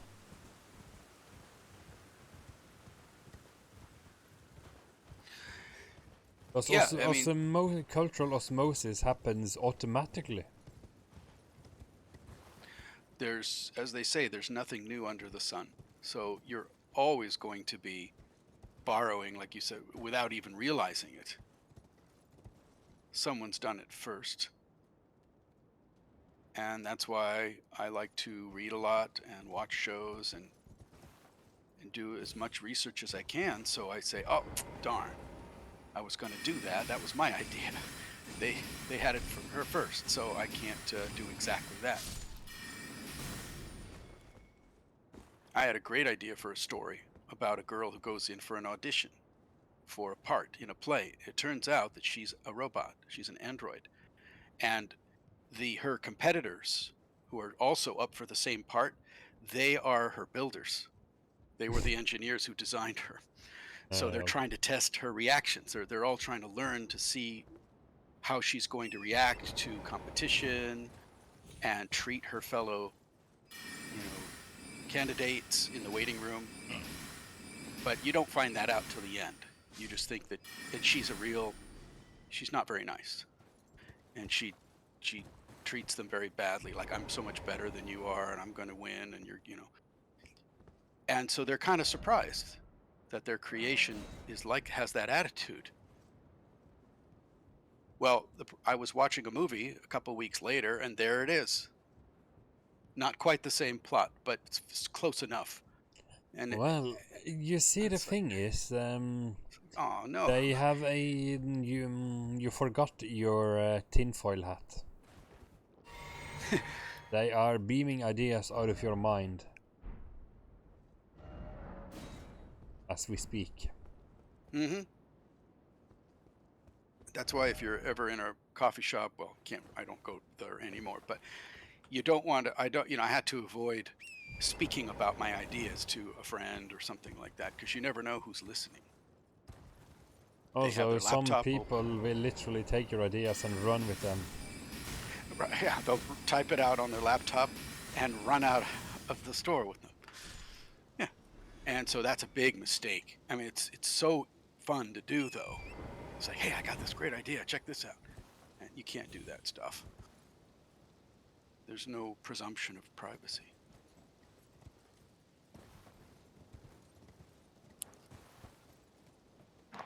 So that was one idea, one story lost. But this other one I told you about earlier, about how there's a server in a restaurant who's not real, and just everyone else in the restaurant projects their own issues and contributes something to her. One can, her eyes, her hair, her name is the made up of all the other people's initials. And so, but you don't know this as the viewer in the story. You think that she's a person with some issues. And as she narrates the story, you start to realize that she's maybe delusional. But it isn't until the very end where you realize that she's not even real at all. It's everyone else who's delusional. Yeah, that's to be honest, would sound like what I would expect from what little I have seen of the Twilight Zone. Twilight Zone, Outer Limits. This, and also maybe even Alfred Hitchcock. He was big into mental illness, people with issues. He was so brilliant. His TV shows were so great because in the 1950s and 60s, it was illegal to have a story where the bad guys win. Good always has to triumph over evil. That was sort of the Hollywood maxim. It wasn't until the 70s where you could do it. So what he did was he allowed the story to play out the intended way with the bad guys winning, let's say. And then it would end, and after the commercial, he comes back on and says, as it turned out, the perpetrator was caught and brought to justice. So you don't have to stay and watch that if you don't want to. You can turn off your TV or change the channel before he does that. But if you stay and watch, then he'll put that exposition in at the end so that good wins. And that was a brilliant thing. He got around the rules that way. And so when you watch the show, you say, the bad guy happens to win in this episode. Well, that's not right. Well, keep watching. Hitchcock will come back and turn it around on it in his dialogue or monologue at the end. Yeah, I was gonna say though, when it comes to Hitchcock and shows like that though, I can't say I know much about his aside from the parodies on the knife in the show, the knife and the shower curtain scene. Oh yeah, that's his movies. Well, he's always look for. He always has a small cameo. And in that movie, Psycho, he's in the beginning. He's walking some dogs on the street. And in all of his movies, after about 1928, he appears somewhere in the film for a brief moment. And so it's fun to try to find him. And he did that right up to his very last film in 1975, Family Plot. And then he died 5 years later on my birthday in 1980. But in his TV shows, he had the half-hour show, and then it moved to an hour, a 1-hour version later. So he'd come on with a monologue, and then you'd watch the episode, and then at the end, he would come back and talk to you for a little while. And so if you didn't want to ruin the story, if you just wanted to enjoy the story as it was meant to be told, you could turn off your TV before he comes back on at the end and ruins it by twisting the ending to meet the rules. And so I thought that was great. You can watch all of his episodes for free on Dailymotion. Dailymotion.com, and you search for Alfred Hitchcock Presents and Alfred Hitchcock Hour. And they're all there.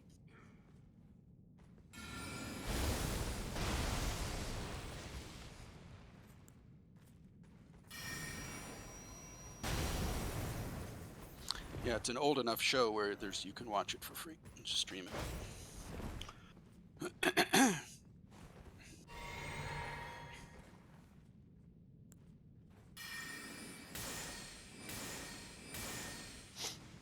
Oh, my coffee's ready. 1 second.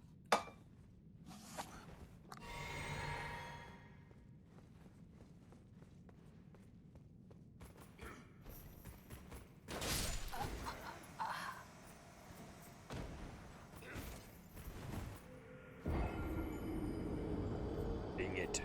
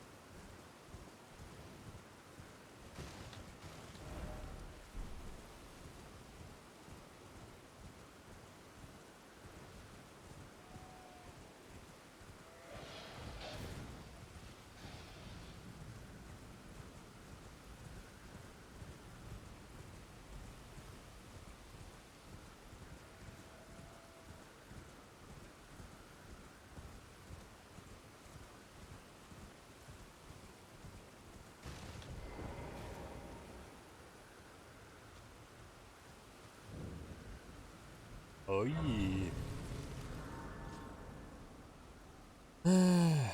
He's coming back for coffee, right? There's been an age since. How can I help? Ritual pot. Like the Cestus.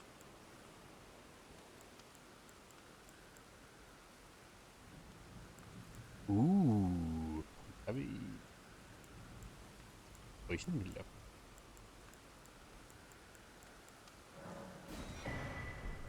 a safe journey. Hello.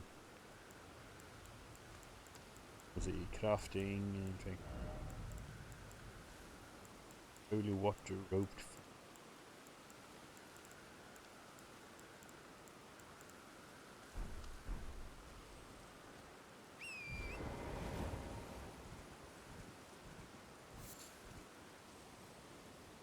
So if he's gonna go and collect coffee, I'm gonna might as well refill water.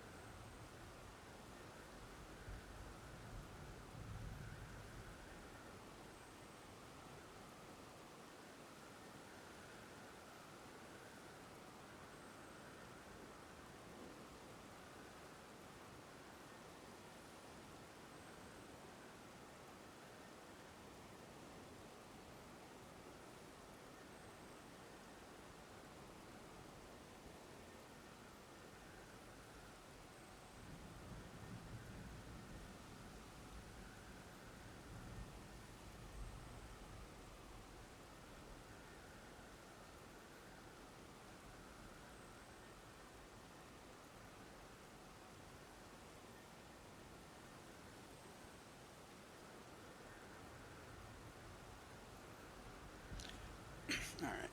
Let's see. Right here. These guys. Speaking of writing and naming. Uh-huh. Oh, Loom had a, Rusty Nailbender. So of course we're gonna need a character called Hammer Smithson. Huh?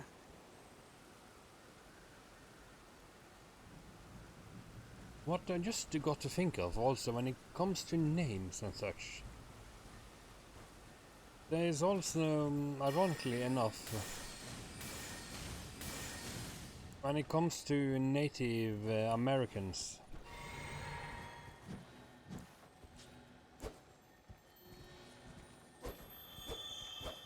a lot of the name has to do with the recall of the numerous tribes that exist or existed. They're usually being associated with different types of war vehicles and armaments in war. At least when it comes to natives, such as you have an Apache helicopter or a Tomahawk missile.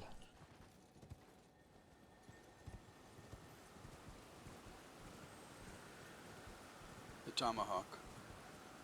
Yeah, which is the native. It's a name of the axe the natives used, the throwing axe I had. Yeah.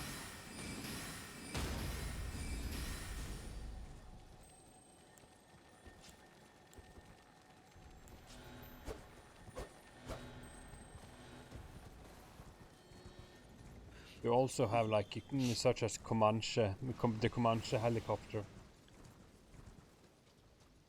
The Apache helicopter is one such example.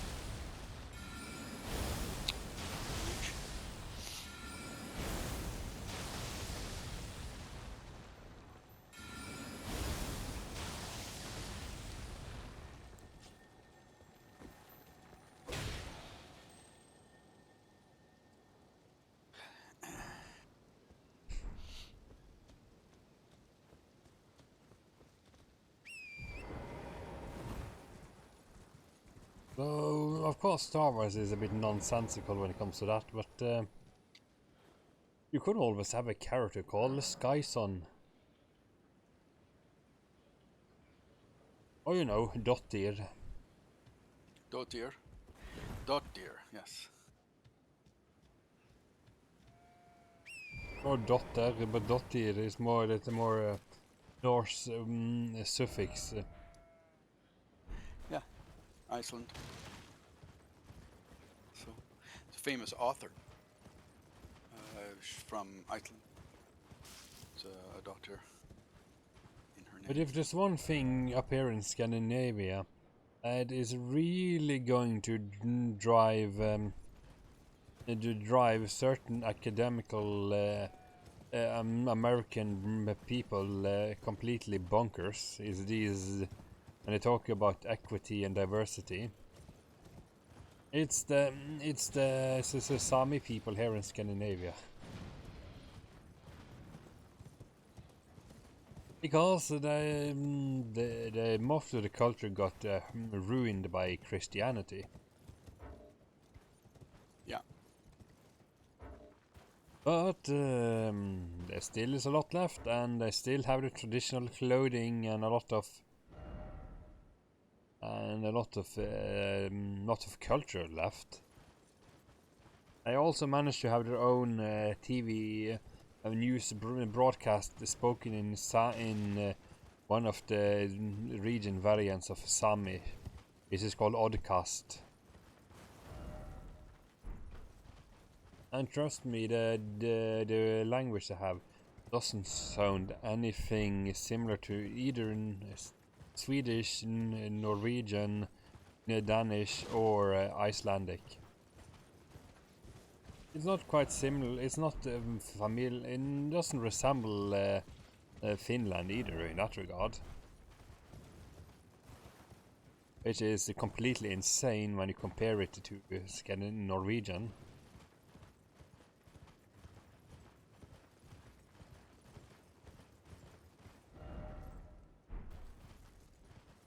So this is a running joke about the learning shampoo bottle, learning shampoo bottle,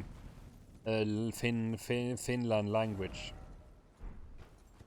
Also here, because you have it from, because on cosmetic products and such, you have it written in Norwegian, Danish, Swedish, and in Finland.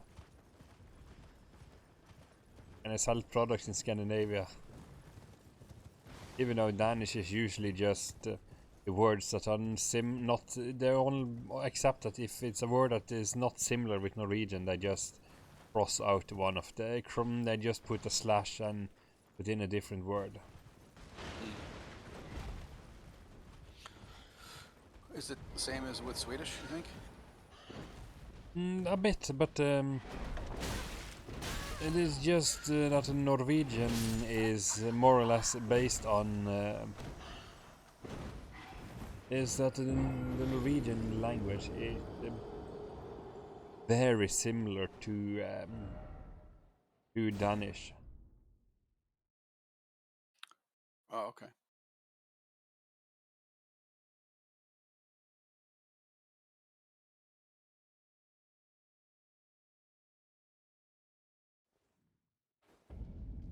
The spoken, not so much.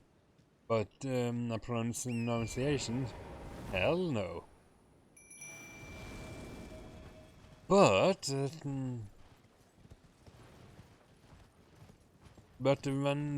I can, for the most part, read a text written in Danish without any issues really. There's maybe one or two words that will stump me for a bit. Swedish is mostly readable, but sometimes they can have words that are fairly very unfamiliar to me.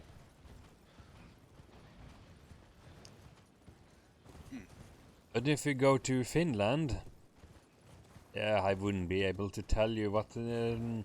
I would be completely unable to tell you anything.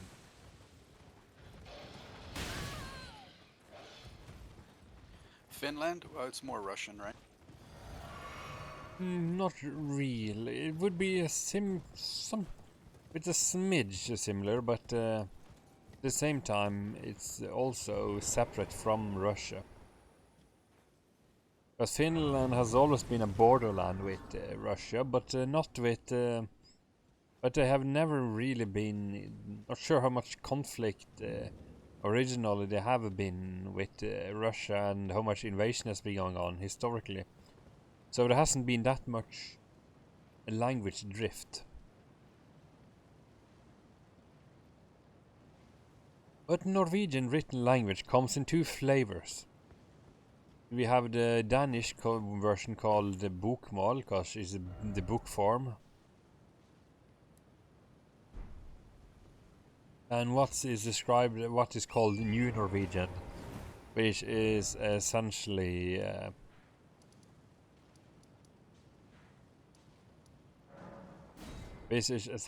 just some dude decided he wanted more national pride and having Norway having its own, more unique take on the Norwegian based on a handful of dialects. So there was a bit of a struggle between the people who wanted a bit of a heavy-handed dialogue between those who wanted to keep the Danish book version or those who wanted the new Norwegian ones. Is it like simplified Chinese versus traditional Chinese? No, they just it's minuscule changes in pronunciation and writing,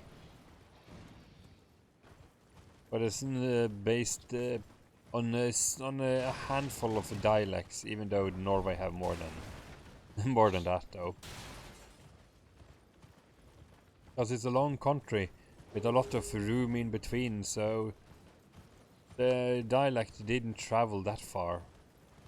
Mine is mostly formed by me being from Bergen area, which was a main hub city for trading and travel, such as so my R comes mostly from Dutch.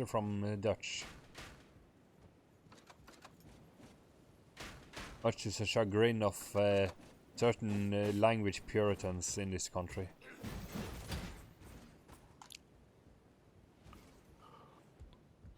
The Dutch and Danish?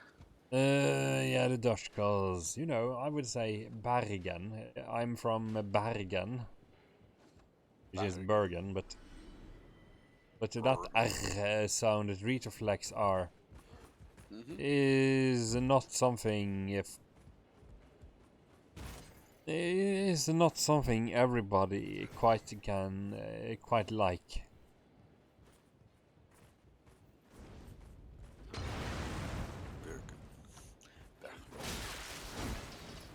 Yeah.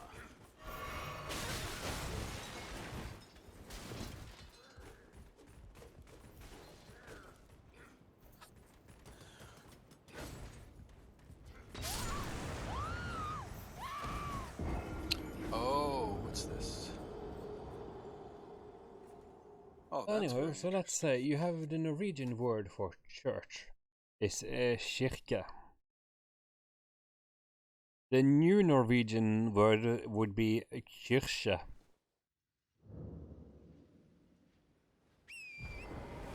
right. There's a lot of difference, right? Or like not is ikke becomes isje. Or jeg becomes jeg, which means me. I. Jeg. It's just one. It's usually just most of the cases is a letter or two in that has been switched around. Well, in German it's ich. Ich. Ich. Ich. Ich bin. Ich nicht bin. Ich nicht ein Berliner. Ich nicht eine Kartoffel. Du bist ein Kartoffel. If you're from Berlin, you wouldn't say I'm a Berliner, because the word Berliner is a kind of donut that's made there. So that takes precedence donut. Yeah, I was gonna say, as long as you're not saying I'm a Hindenburg.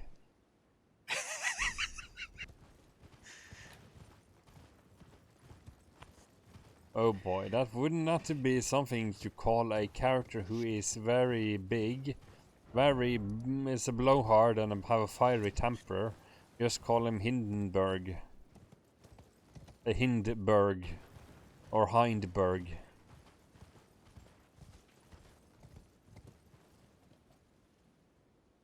There is one show, English show, I'm not sure if you heard of, but it's really great that made a lot of fun about World War II. Have you heard of Allo Allo? Yeah, Have you ever I seen have. any of it? I don't think so, but I have heard of it. Ah, you should check that one out, but it's so many puns on the language and everything.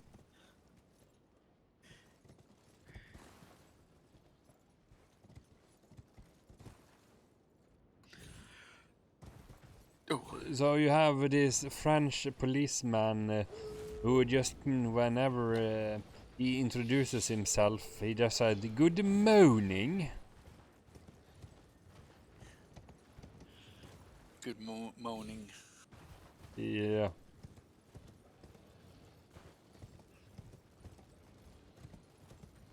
They have this contrast between you have the Italian, the English, the French, the German, and the Russians all mucking about doing stupid stuff in the. And Renee, that is the poor. Is the poor pub owner caught in the middle of all of these crazy people.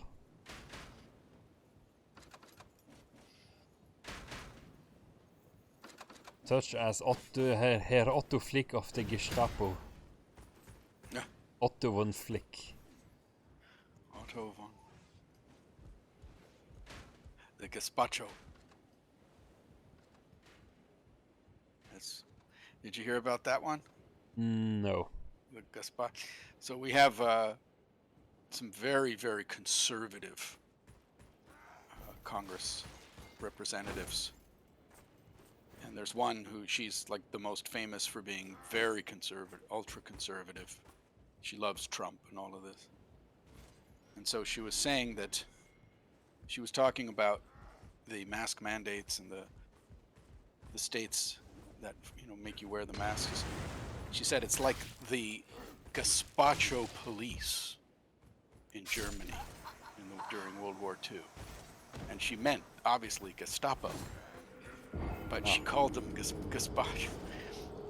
And so then all the memes started coming out. Like, why would you need police for a Spanish soup? That kind of thing. You forgot the vegetables. What, you missed the onions in there? So you have to call the gazpacho police? Oh yes, pistachio police. Yeah, something. It was just like that. And she was serious. She had no idea that it was called Gestapo. She thought it was called gazpacho in her whole life, this whole time.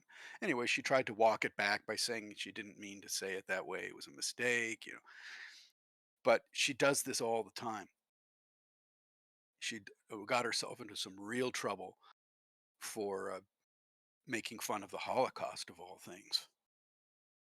And then so she had to take a tour through the Holocaust Museum, and that turned her around a little bit. She's apologized.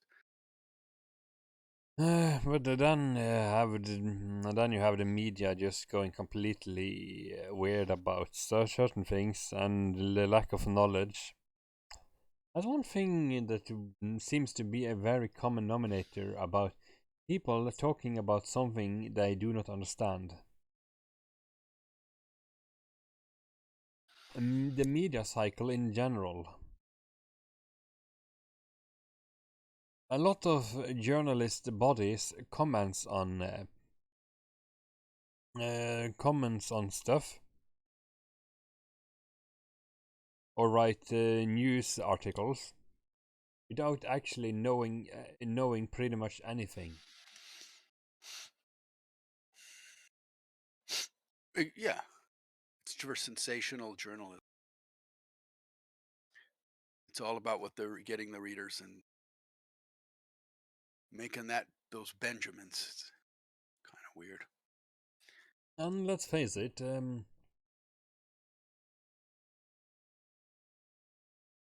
everything that Trump was talking about, he might not have been being the best orator and the best communicator, but the media certainly got a lot of the stuff he said wrong due to their own lack of knowledge.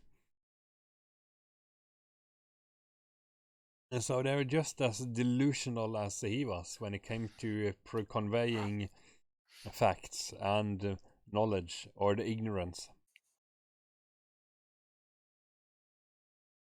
Yeah.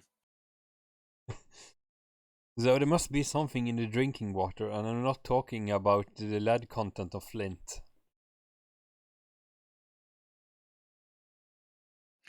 Oh, I'm sure that, yeah. They're going to they're going to put something in our water. They have probably already. Thought control. Well, that was one of the things I wrote I cooked up some lyrics for, but I just need to get a music software. I'm gonna probably download the one these days. See if I can make something out of my conspiracy theory song. Because nobody has more faith in humanity than a conspiracy theorist.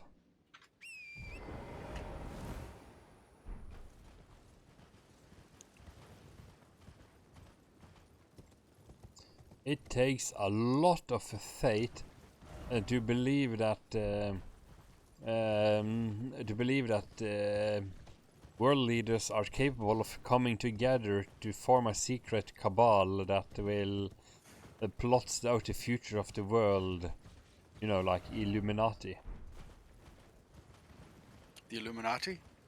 Yeah, the concept of such an secret behind-the-scenes society piloting the course of the world. You know, a secret world order. Or the new world order and such. Yeah. Or the idea of a ice wall around Antarctica. However, these days all it takes is a man with a cell phone to accidentally ruin a whole the whole masquerade.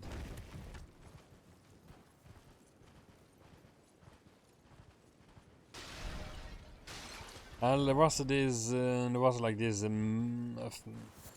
this story of in the middle of somewhere there was a military base that was not marked on the map. Oh, there's a lot of those. Yes, but there was a man. He forgot to turn off his. He didn't. He did not turn off the location service on the phone when he was out jogging.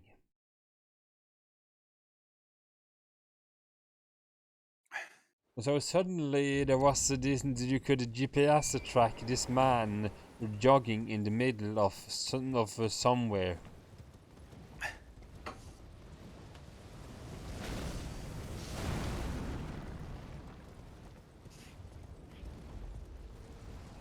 Where there was absolutely nothing. Oh, yeah, I don't doubt it.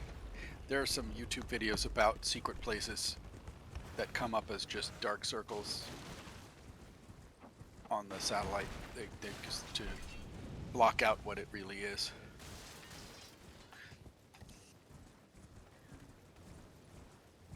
And Command & Conquer had fun with the concept of having fun with that concept as a technology in the game. You have because the Allied side had a gap generator.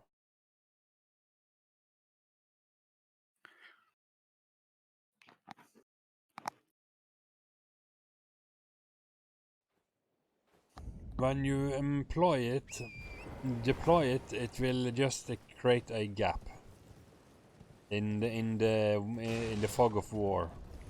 It will just create a localized fog of war field.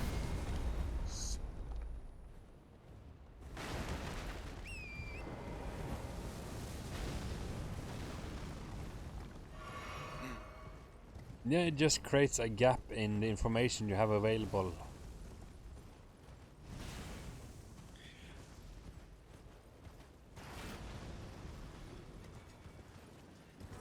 So naturally there is some stuff, information being kept and hidden and such, but these days it only takes a fool with a phone and the whole secret is out. Right. And that's what's happening really right now in the war. Is that Putin didn't really count on social media being so into it, and everything is really, they can practically read his mind. It's a completely different world from the Cold War, and he's seeing it. He's paying the price. So so am I actually. With my investments, things, I hope this thing ends soon.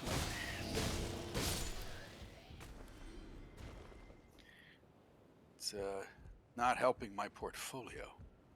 Well, I just have I just put money into this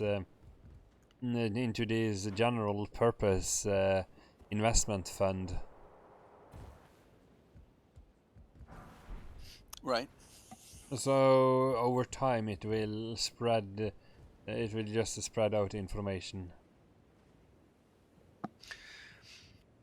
I'm in a very conservative investment. I'm not looking to make a lot of money with it, but I want the stability. I want the peace of mind. Yeah, but To know that it's there. but the one I have is very low risk, and it also spreads out the investment in a lot of circles. Same here. Very low risk and low reward. But yeah, it spreads out. Just a very stable, and that's the important part. Right. I mean, if you don't have a lot to invest, it makes more sense to go into an aggressive account to try to get a lot more. If you're short to begin with, you know what I mean? It's no sense in going for a low yield if it's not going to grow. But if you have enough sufficient, and that's where your advisor helps to decide based on the accounts that they know of. I didn't see a reason to go aggressive. Generally, also you need. There's no point in investing in more than you have. Yeah. Because after all, it is uncertainties in the market, like Russia going bananas or China deciding to go apeshit on Taiwan. Yeah, they're looking at that. They're messing around in Tibet, in Mongolia, in Hong Kong. Essentially, the CCP isn't doing the market value of anything any favors. Right. Not to mention the fact that the low production cost ruins a lot of local investments. And the state TV, which is telling lies about things, they're not really fooling anybody. For decades, Russians who lived near Finland, they were able to get Finnish television and see what's really going on. Well, now with the phones and everything, it's virtually impossible not to know if you look for it. So, Putin's 69 years old. something like that. So he's from another era, doesn't quite get it. I mean, in some ways, I don't even get it. I stopped really learning about new stuff, TikTok, Bumble, all of these new things. Twitter was about the last of it. That's when I kind of stopped learning more. And now there's all these new platforms that I'd have to learn if I wanted to keep up. And so I understand it's easy, and the music the kids listen to now and the artists, it's starting to be, I'm getting to that age where it's like, wait, who's that? And it's kind of scary. That never happened when I was younger. So I think he's falling into that same trap, and has for since 2014. The one thing that must be noted though about all of this is that in this day and age it is much harder to know of everything going on anyways in the pop industry. Yeah. Or entertainment, because there's just it's an overwhelming amount of stuff. So I deliberately go out of my way not to learn about certain things because I can't be arsed. Right. Yeah, I'm more of a passive learner now. If I'm in, like, right now in the Luda and Tugger are playing Borderlands in the other chat room, so I listen to them talk about they're younger, and I listen to their speech, and I try to pick up what I can. But yeah, I don't proactively ask questions or things.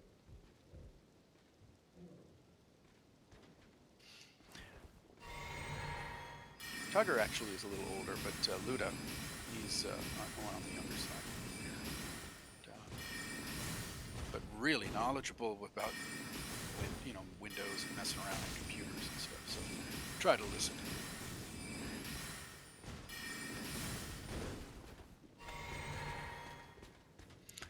But it's good to see that gamers are coming into the Discord every day, using it, and yeah, because it's very convenient. It's so much better than being in the game. When your game crashes, it's like, where did it go? Where did he go? Did he rage quit? Oh, well, he's not coming back. Well, let's play something else. Of course. But in Discord, you're always speaking. Yeah, it's so much better. And the quality of the sound is better usually.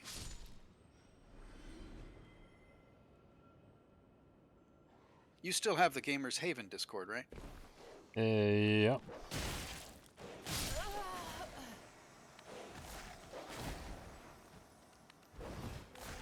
I think I'm banned. He banned me. Which sucks because I'm the one who turned him on to Discord in the first place. I introduced it to all of you guys. So I think I'm banned. I know he's banned here.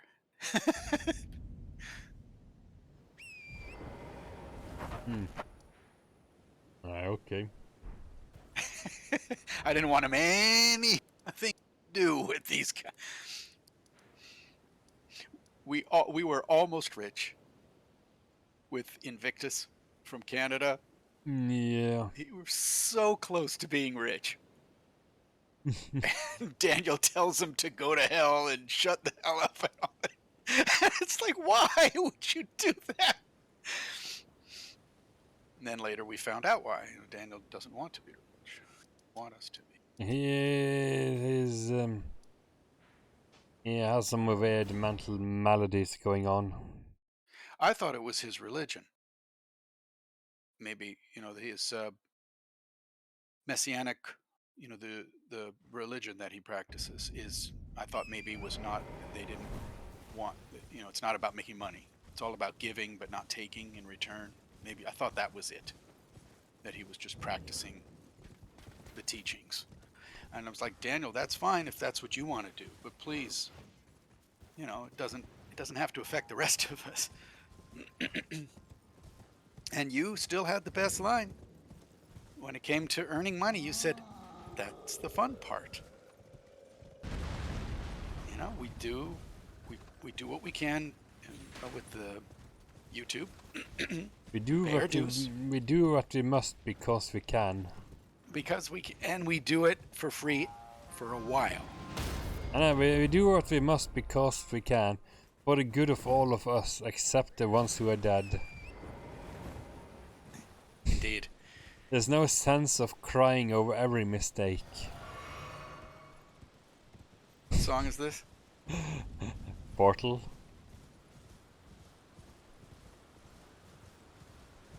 Oh, the theme to Portal? Yeah, the ending song. Oh, yeah. Oh, where she's singing from Portal to... Up Oh, to yeah. science, we do what we must, because we can, for the good of all of us, except the ones who are dead.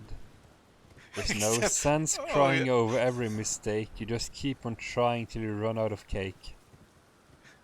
And then Except the ones science gets done and you make a neat gun. Oh, man, I miss that writing.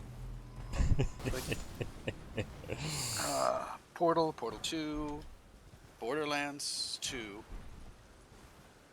Just that quick humor. Except the ones who are dead. But yeah, anyway, so that's the leader did not want us to be profitable. I am unfortunately not very good at making money. Well, the writing there's that. We always have that. Yeah, I've been working on that. I have.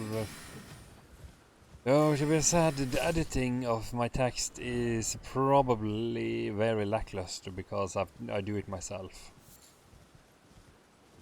I go over it this way too many times because first I usually write it on my cell phone, and then I go over it in Windows. Then I go over it and wait a couple of days and go over it again.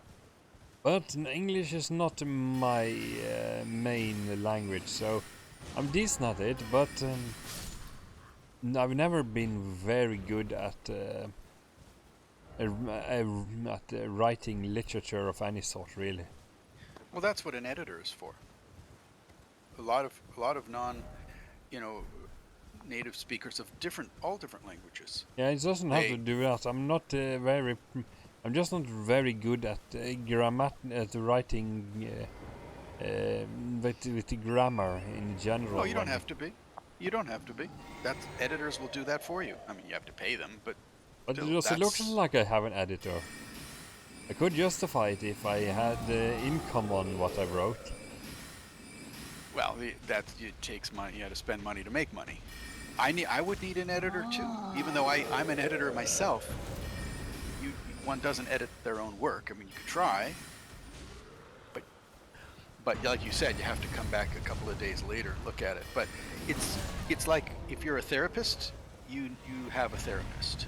You have to go to see another therapist. If you're a psychologist, you generally have a psychologist that you go to see. It's part of the job. So Yeah.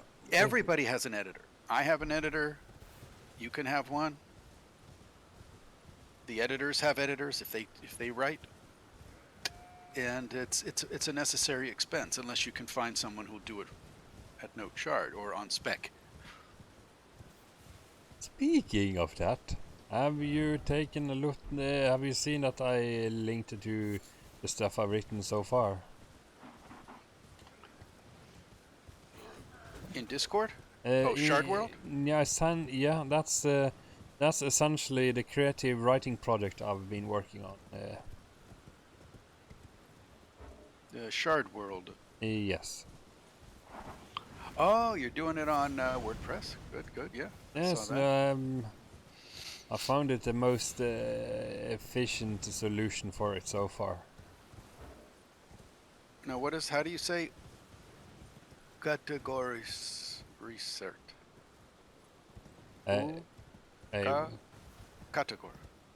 Category? It says UKATEGORISERT. Category cert. On your Shard World page. Uncategorized. Ah, nice. That makes sense. Chapter 33, 31, 30, 25. So it goes down to older posts. So I have to go down to Yeah, but you see, a bit of part the 1. challenge was finding a way to. I need a better, a bit more sensible template. But in general, I just it goes from. It's roughly around 2,000 words for every chapter. Not bad. 2,000 words, and you're up to chapter 33. So that's 66,000 words? That's a novel. That's novel length. They're very close to it. Short novel so far. Because the reason why I'm basing it on the 2K is because when you're writing a final assignment, right?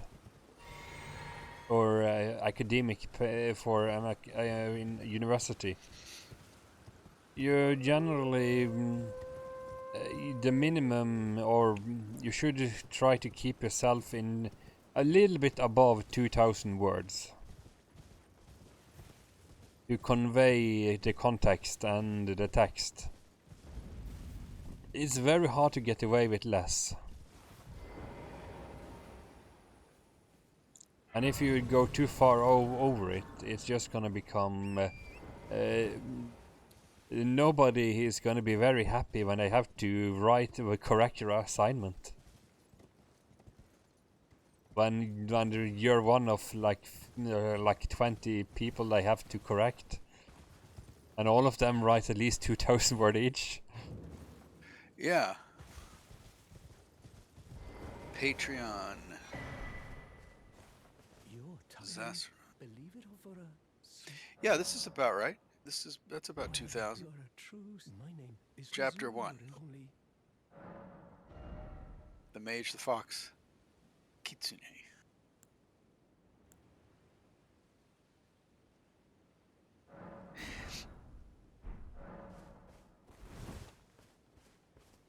Yeah, I can see what you mean. Yeah, an editor, I mean, the writing is solid. An editor would just format it for you. It's not even so much the grammar, it's just formatting with the quotation marks and all.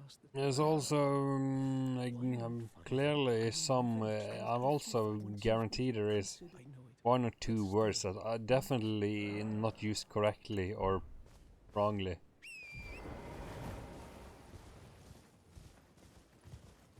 But yeah, speaking of naming convention and such, as the original topic is, I've now decided to look up a bit old words, so I'm calling one of the characters just Njal. Uh-huh. It's because my name is unique enough as it is, but I found out that there is an Irish take on it due to it being an old Norse name, and you know, Vikings were all over the place. The Valkyries. Yeah, but so while I pronounce my name Njol, Njol.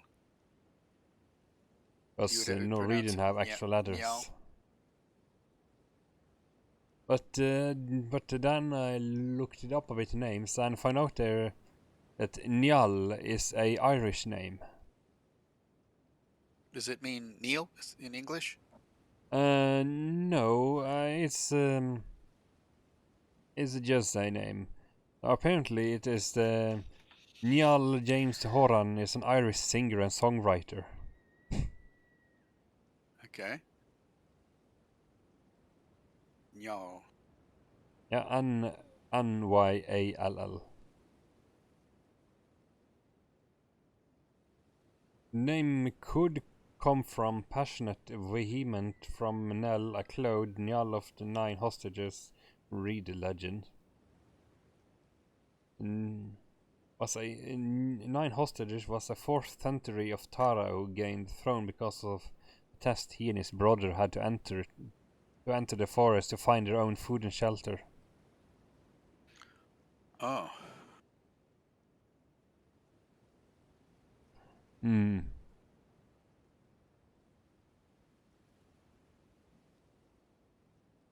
But yeah, so it's a bit silly because another one character is called Kina, and it's just because there was some person I went to class with that was called that and had that name, and it's unique enough. I have no idea if it has any meaning whatsoever, but it's unique enough to that I just put it in there. Plus, it's short.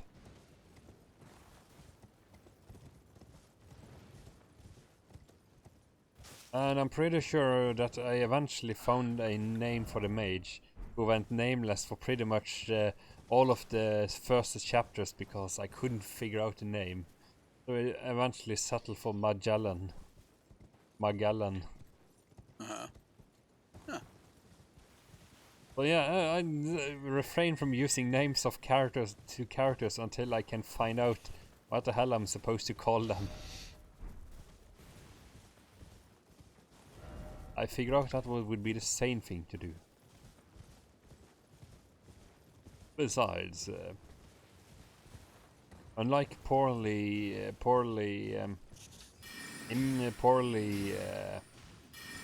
translated Japanese stories, I don't have to keep using the name over and over and over again until the subject matter changes in a sentence. When a new speaker is introduced. Yeah.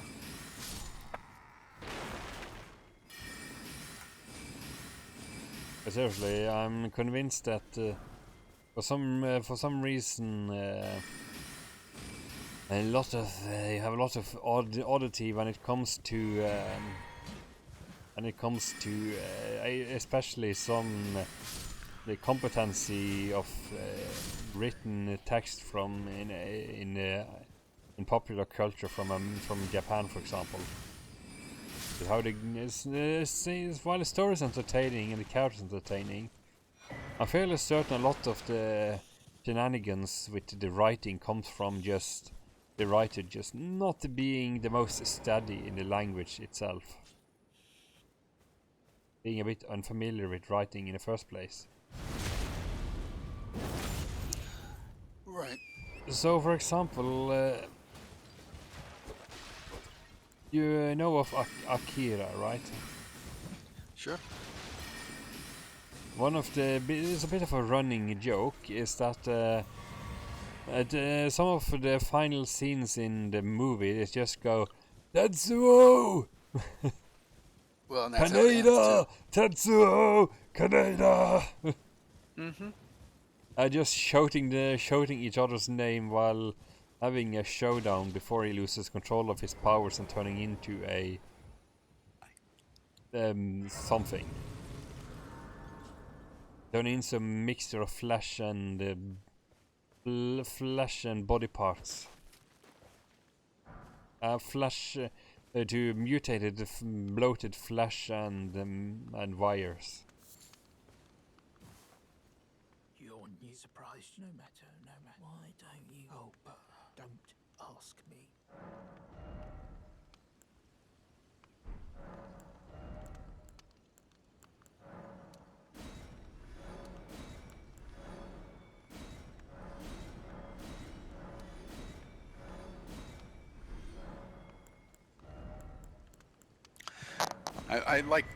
I thought I could have time to learn Japanese grammar.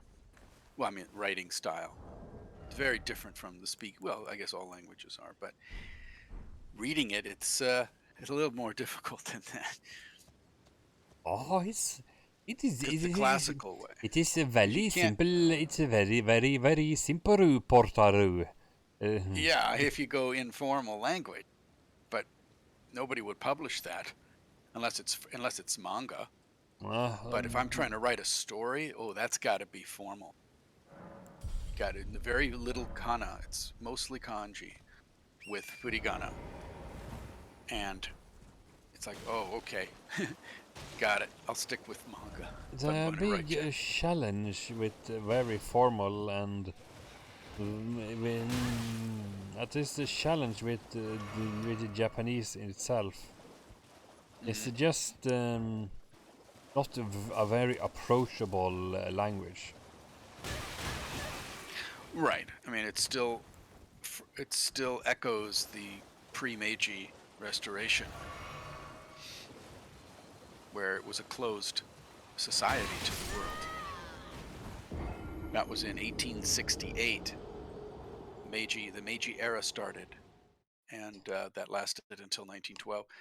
And that's when they opened up. So it's really still recently on the scene. Yeah, it hasn't. Technically, it's about 150 years. It's not a lot. From what I've heard or from what I've seen, it also unheard. It hasn't changed a terribly lot since the samurai period. It still has a lot of there's still a lot of things repeating themselves when it comes to grammar and inherent internal logic. Yeah. While comparing that to English, for example, that is practically unrecognizable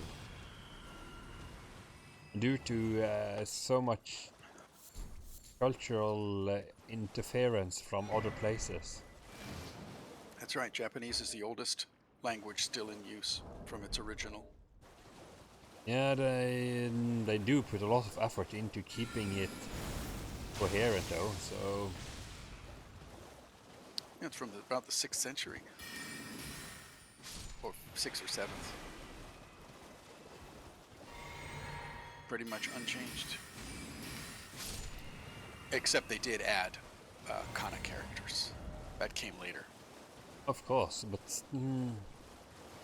still, though they have a lot of odd,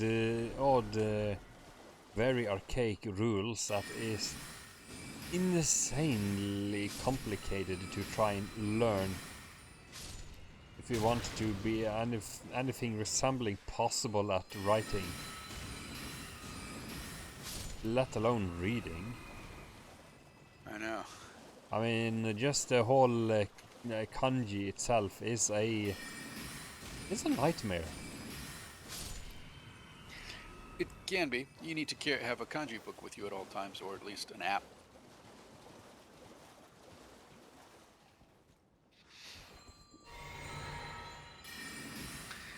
But the more I'm realizing, getting better at the language, it's just, what are my goals there? Am I trying to meet somebody? Press some... I guess you tried at some point, but you stopped, I did, and it was successful to a degree. But then I realized, that's not fair. I can't just, try to gain some sort of conquest. Sure you and can. On that only. There's got to be more to it than just, I want you to teach me to speak better, Teach me the language while I'll let me seduce you to teach me the language. Yeah. And then, one day she wakes up and says, wait a minute. What's in it for me? Speak Japanese to me while I'm in bed. While in bed. Wait, what? Nani?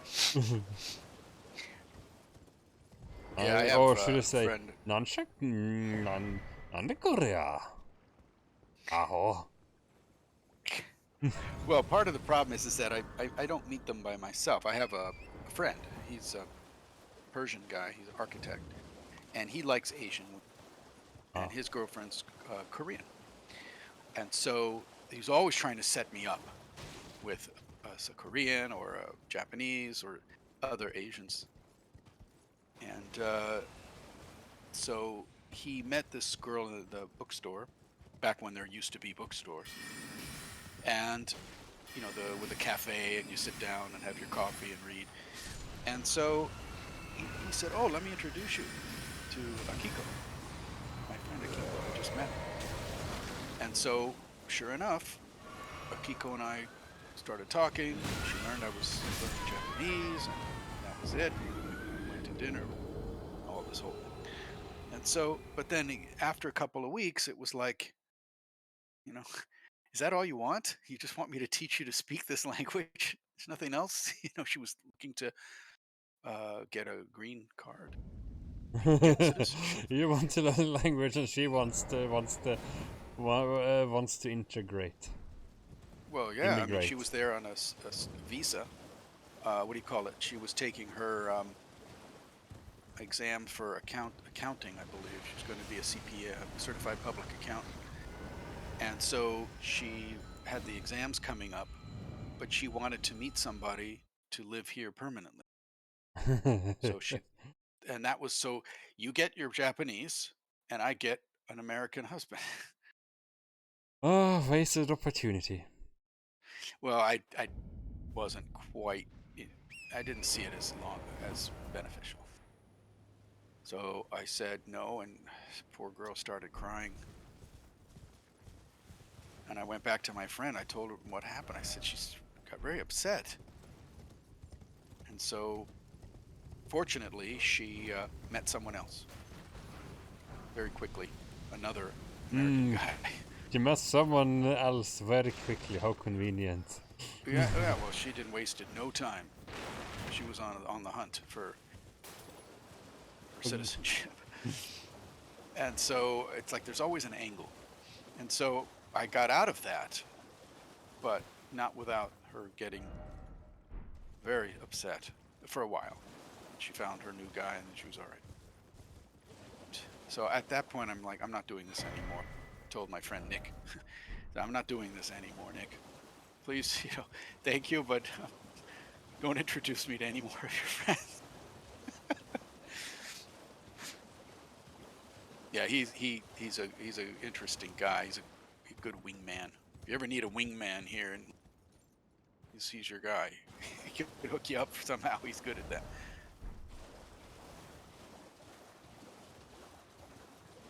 Yeah, but still.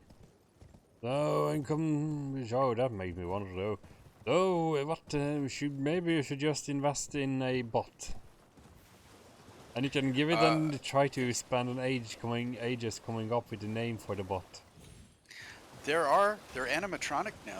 These sex dolls are getting really interesting. They're very expensive, but they're where would I put it though? They're big, they're heavy, they weigh half as much as a normal human, and it's embarrassing. Apartment manager comes in to check the smoke alarms, and there's this body in bed or under the bed or in the bed.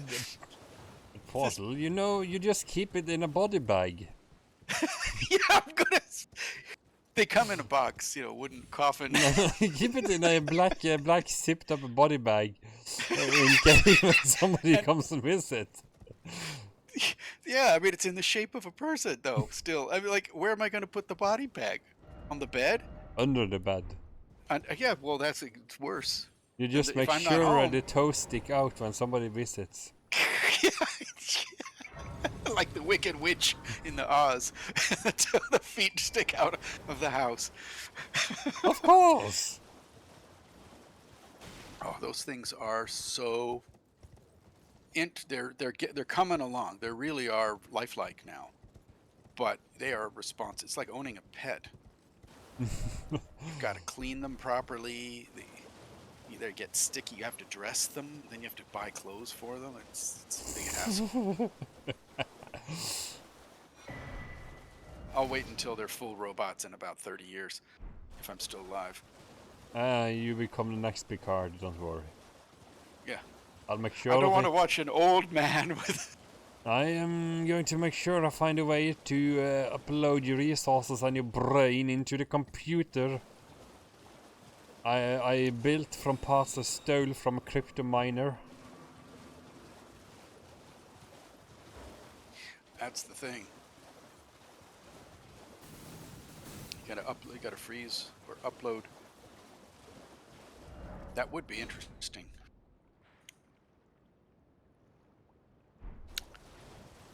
or just virtual reality. The VR headset experience will be much better in 30 years. Well, in 10 years. So there you can have what you want, the headset. Well, the VR experience isn't too shabby as it is. Especially with like roller coasters and action things. But have you tried VR yet? I did. Not on my PC, on my phone. I had a phone, my previous phone. I got the Google Cardboard because Daniel told me to get it for $10. And I went onto YouTube and found a VR roller coaster. So I put my phone into the Google Cardboard, and it lasted for, I got about 30 seconds in, and it was fantastic experience. And then my phone overheated, shut off. I don't know why it makes your phone so hot to run a video, but it was burning up. And so I said, no more of that. But yeah, VR is incredible if you can get it right. And my new computer, I will make sure it's totally into that. I'm ready. I'm so ready for virtual reality. So, and it's just getting started. So, like 10 years, they say, who knows? Personally, I have at least tried Beat Saber. And it works because when you put it on, you just walk into a completely dark space, and then whatever is on the screen, it just the screen turns on, and then you're standing in this virtual environment, and the outside is completely blocked off. Beat Saber, there's the game Alien Isolation has a V. Yeah, somebody made a VR patch for it. I'd like to try that. What else? Oh, there's a chess. There's a chess game on tabletop. No, not tabletop, just Steam. And VR chess where you play against the Grim Reaper. And there's a volcano going off in the background. It's like you're really there. So I might get that. It's only $12. But again, I need to get a new PC. My CPU is not strong enough for VR. But let me see if I'm curious about the mod for Alien Isolation. There it is. Because by now, there's got to be more VR things. Of course. The biggest issue I've seen with most VR games is it relies on wonky physics and the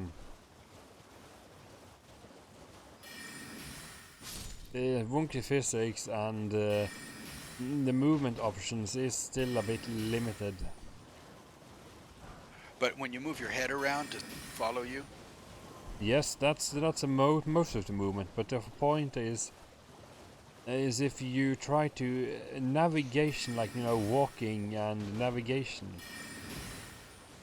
like walking, because in pretty much all of the VR simulation and such so far, you usually click and drag. As you hold the controller with one in each hand, and then you just click and drag your way forward. Oh. That's the only thing, is like, you know, can't see where your hands are, so you have to make sure the controller, those little controllers that you hold on to I don't mind using a mouse and keyboard. They're also that the controllers don't convey the weight of something.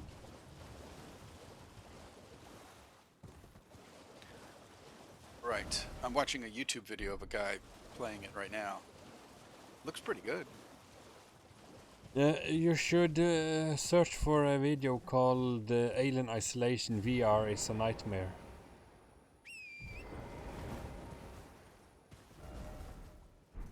Okay. Alien Isolation VR is there it is. It found it for me. Okay, now this is from 2.5 million views. Oh, it's from Up Is Not Jump, YouTuber. Okay, let's take a look at it.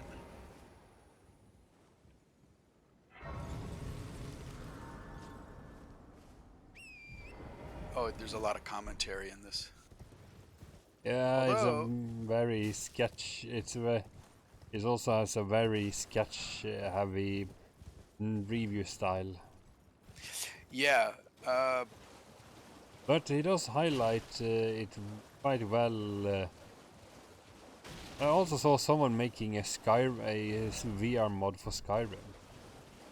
I did see it. Actually, it looked very good too. The VR mod for Skyrim. It's a really good demonstration of what VR can look like for people not familiar. But the gameplay, I understand,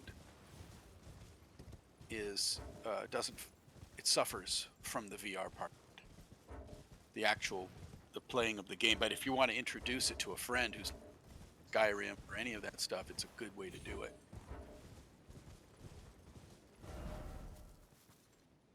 But it was only on console, right? It wasn't on PC version.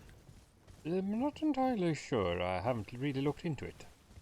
I thought it was a PS4 thing. Well, it could be, but like I said, I only know it exists. I don't really know much about it aside from that. And that is a bit of a buggy experience, that as well.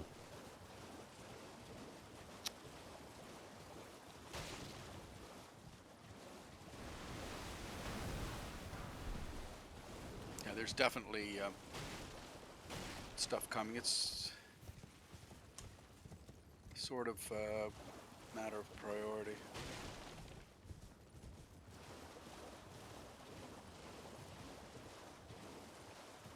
Oh wow, we got 3 different chat rooms with 2 players each going now in Discord. Whoa. I like that. Makes Zyrix proud. I told him I'd help him build the channel and doing it. It's not all me. Riddlerman's done it too. But he doesn't come in very often. When he does, he brings a lot of players with him. Daniel doesn't come in very often because he's banned. He is stuck. He has his Gamers Haven server. Right. Or I'm banned. Except those who are dead.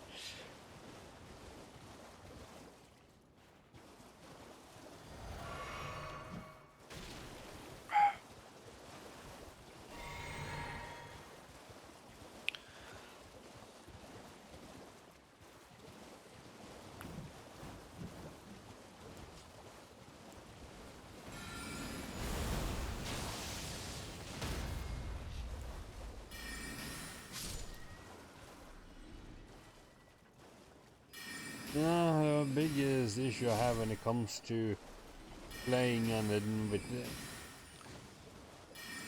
when it comes to Dan is mostly just that we seldom really play most of the same games, and he's also a bit of an unreliable sort. Right.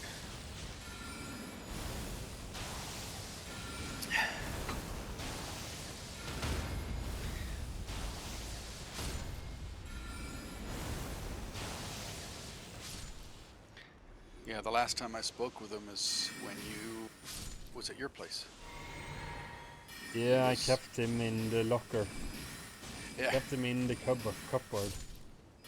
He was running, sort of walking behind you, doing or something, cooking. Could hear him in the background. Doing laundry, cleaning, doing laundry, cooking, whatever. Yeah, he had to maintain himself after all.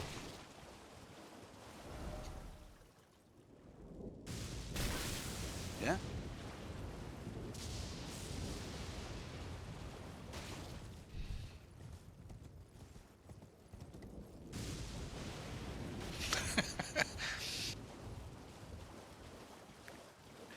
Did you give him a bed, or did he have to sleep outside in the snow? No, I was considering it.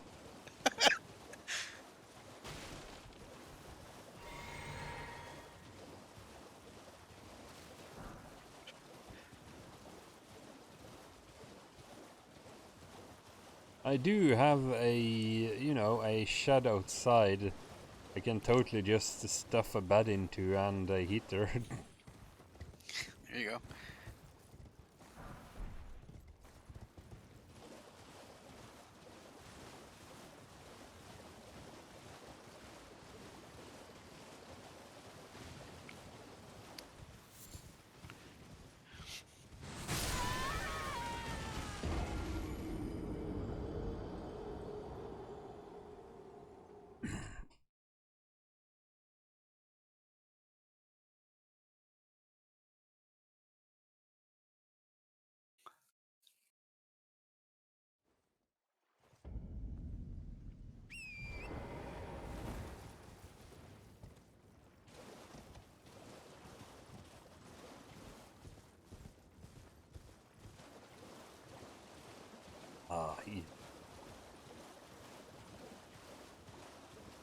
However, I do believe it is time that it is time for me to